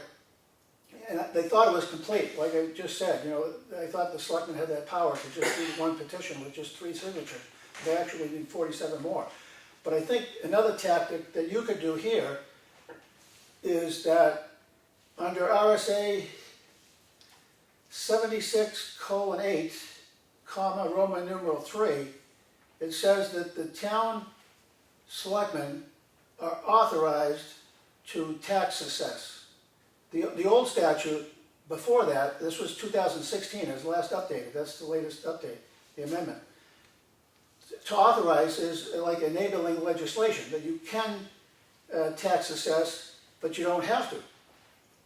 And you don't have to on the school, because I'm looking at the green board here, and I see all these figures of 2008 and 2018. I see the figures going up from almost $7 to $11, so that's another $6 per thousand for school in 10 years' time.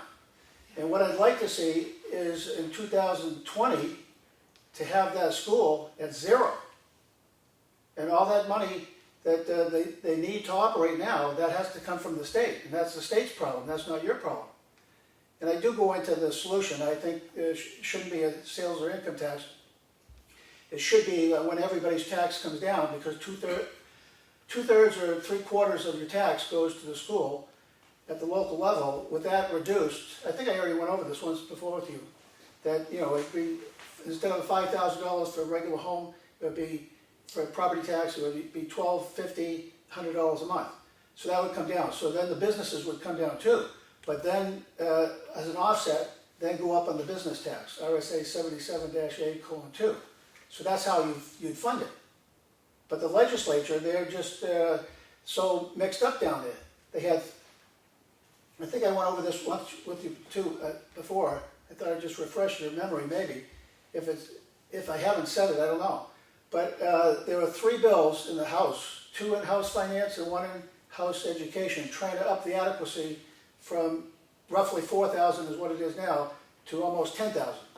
$9,929 to be exact. I don't know who did the math, but they did a lot of work to reach that figure.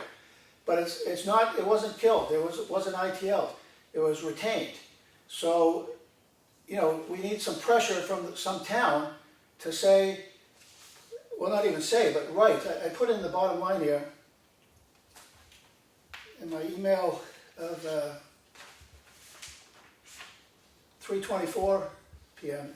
I sent you I sent a thank you email to Ossipee with a courtesy copy to you. And then I sent another one like an hour later this afternoon. And I said the bottom line, I'll read it right here.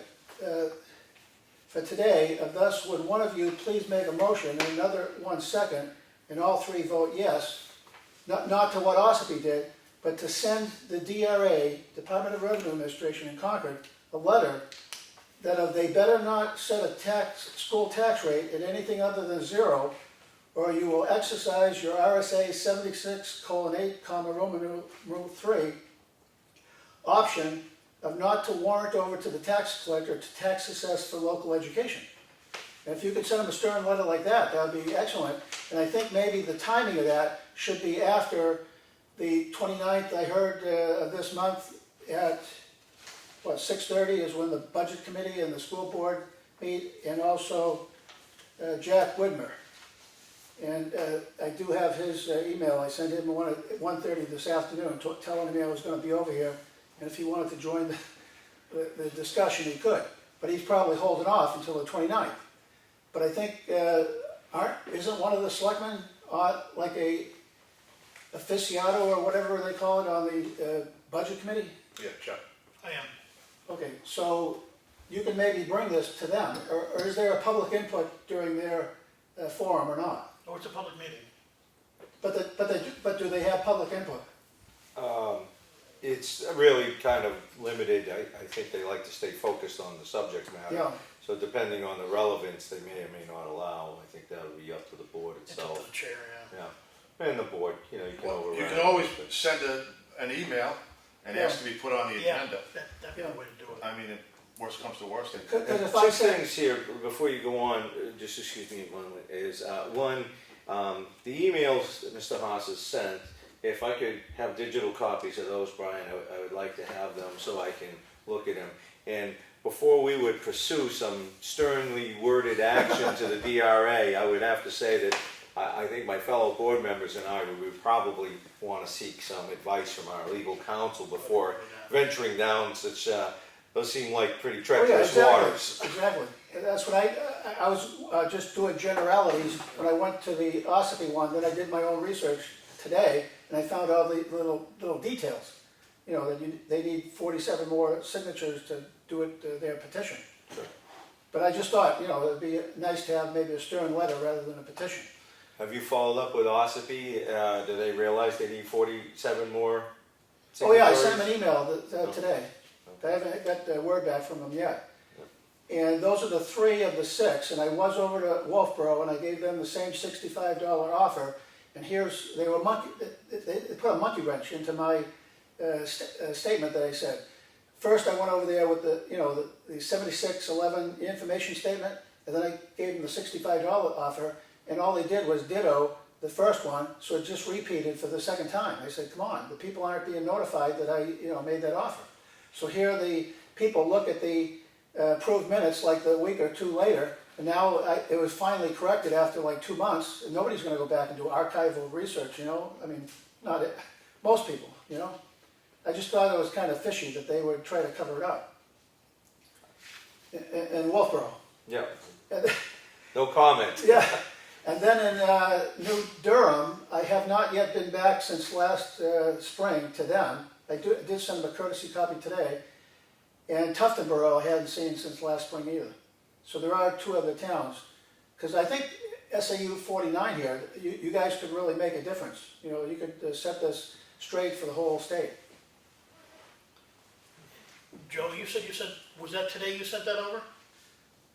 Or was Yes, that last? I sent one at 1:30 and one at 3:24 Okay. and one at 3:42, I think. And then I also have one from Ann Stelmach that I only sent to Ossipee, but I can send you a copy of that too, where it says that, you know, I don't know if you really want to do the petition process, but I'll give it to you anyways. I want to look at the material. Sure.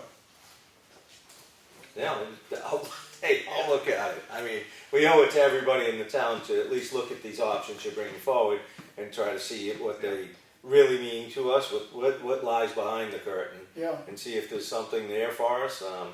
Because it's a big chunk of Because money. you remember what Andrew Valinsky said at the forum. He said, well, I'm just giving you the information. I'm not telling you what to do with it. Sure.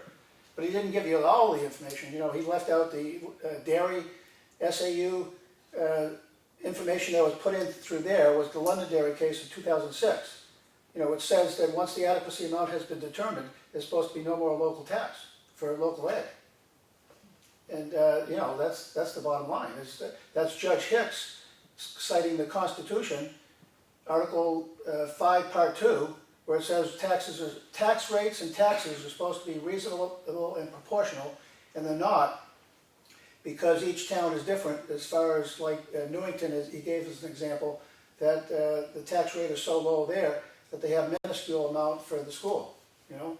And if that money, as a business tax, went to the state and be distributed more evenly, then that would be the solution. That was the attorney that defended Claremont, right? Yes. Yeah, and Claremont won, that's who started the ball. And I think I made a mention, he doesn't like me saying it, but he collected $750,000 on that, he and his team of people, and they got it out of the slush fund of the Attorney General's office. So they didn't have to go to the Governor and Council for approval. How you like that? I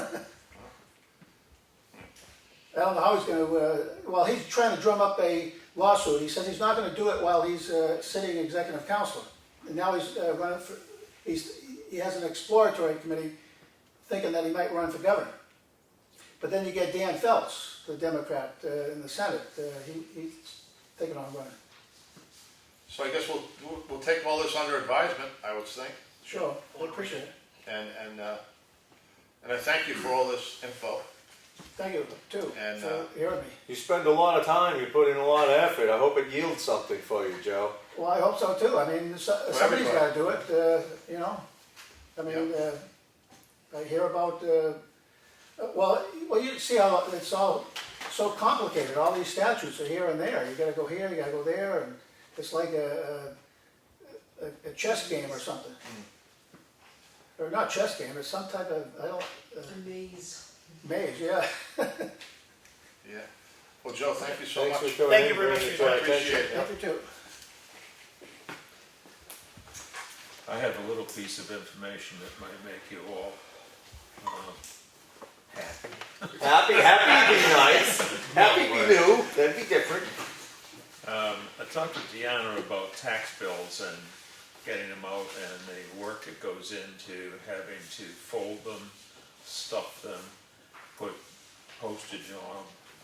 So we called Minuteman Press, and we have all the stock that's already been purchased and all the envelopes. So we were looking to see how much it would cost to have Minuteman print the tax bills, which they do for other communities, Madison being one, and fold them and put them into envelopes. What do you think the cost of that is? Well, I don't know, but I will say what I do know. We have, best of my knowledge, 1,729 tracts of land in the town of Effingham. Well, you have 1,700 tax bills, so that means they have to be printed in that kind of printer that we already are 7,000 over in numbers. There you go. So we save that money, but it costs $195 to print them, fold them, and put them in the envelopes. That's not even a salary. That's correct. Now, for an additional $200 plus the cost, $102 plus the cost of the postage, you'll also stamp them all and put them in the mail.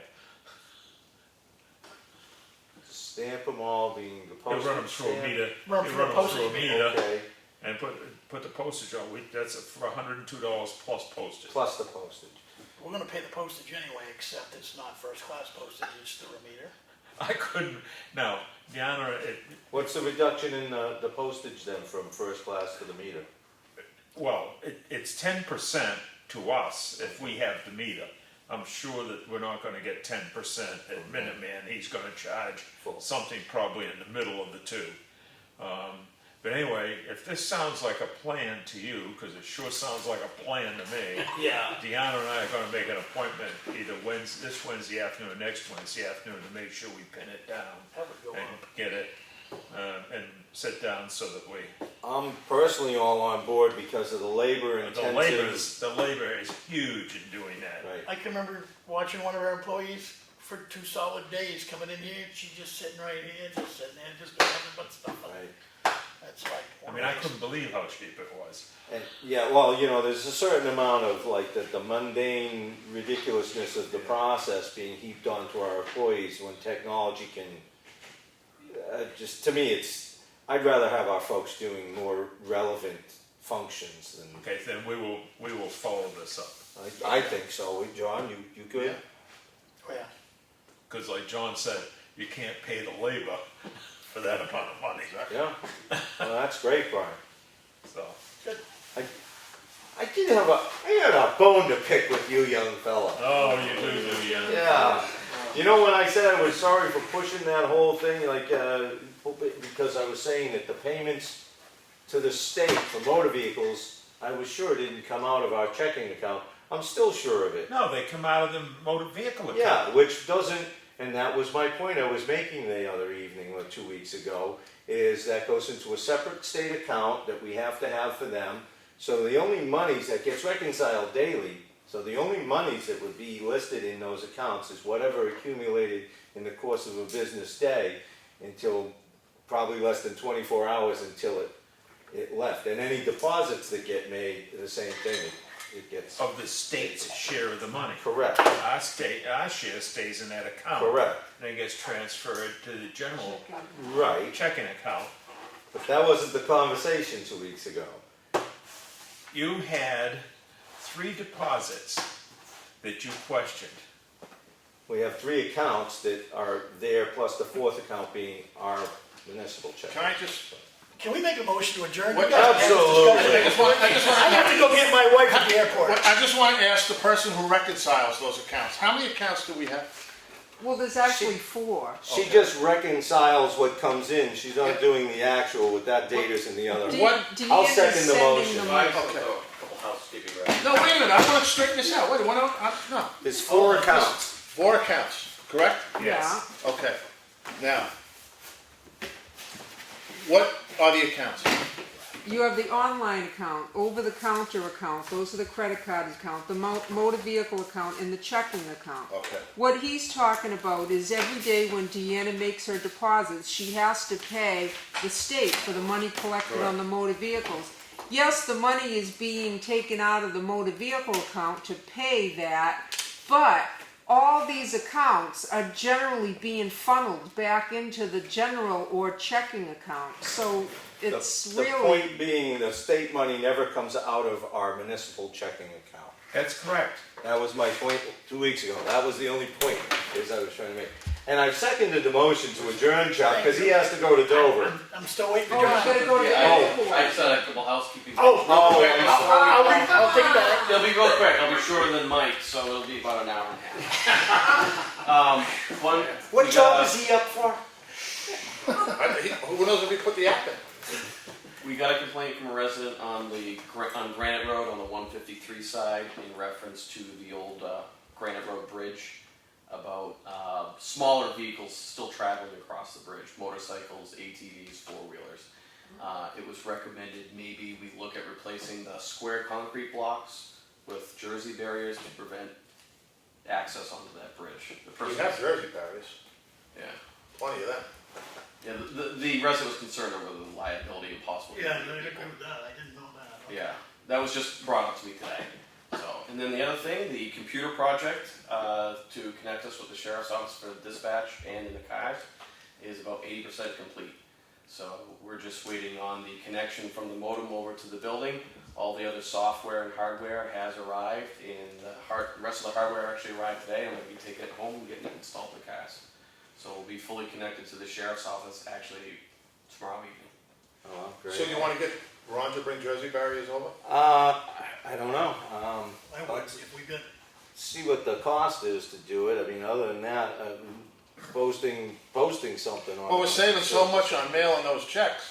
We're not saving anything. We weren't worried about pumping the basins either, I mean, so now we're checking. I don't know. We can take that up on Monday again. Let's kick that down the road. I have gotten several more complaints about trucking on Champion Hill. Just We will address that, and we've also got some issues on the dirt roads, some people spinning out and stuff like that. I know that costs us extra money to get. Huntress Bridge is a prime. Yes. Yeah, we hit up Huntress Bridge Road on Sunday night after some complaints, and then ended up with an arrest out of that, so. Oh, Good. very good. I may just let that shot slide. Okay, I'll second that motion. I've already seconded. Aye. Aye. Aye.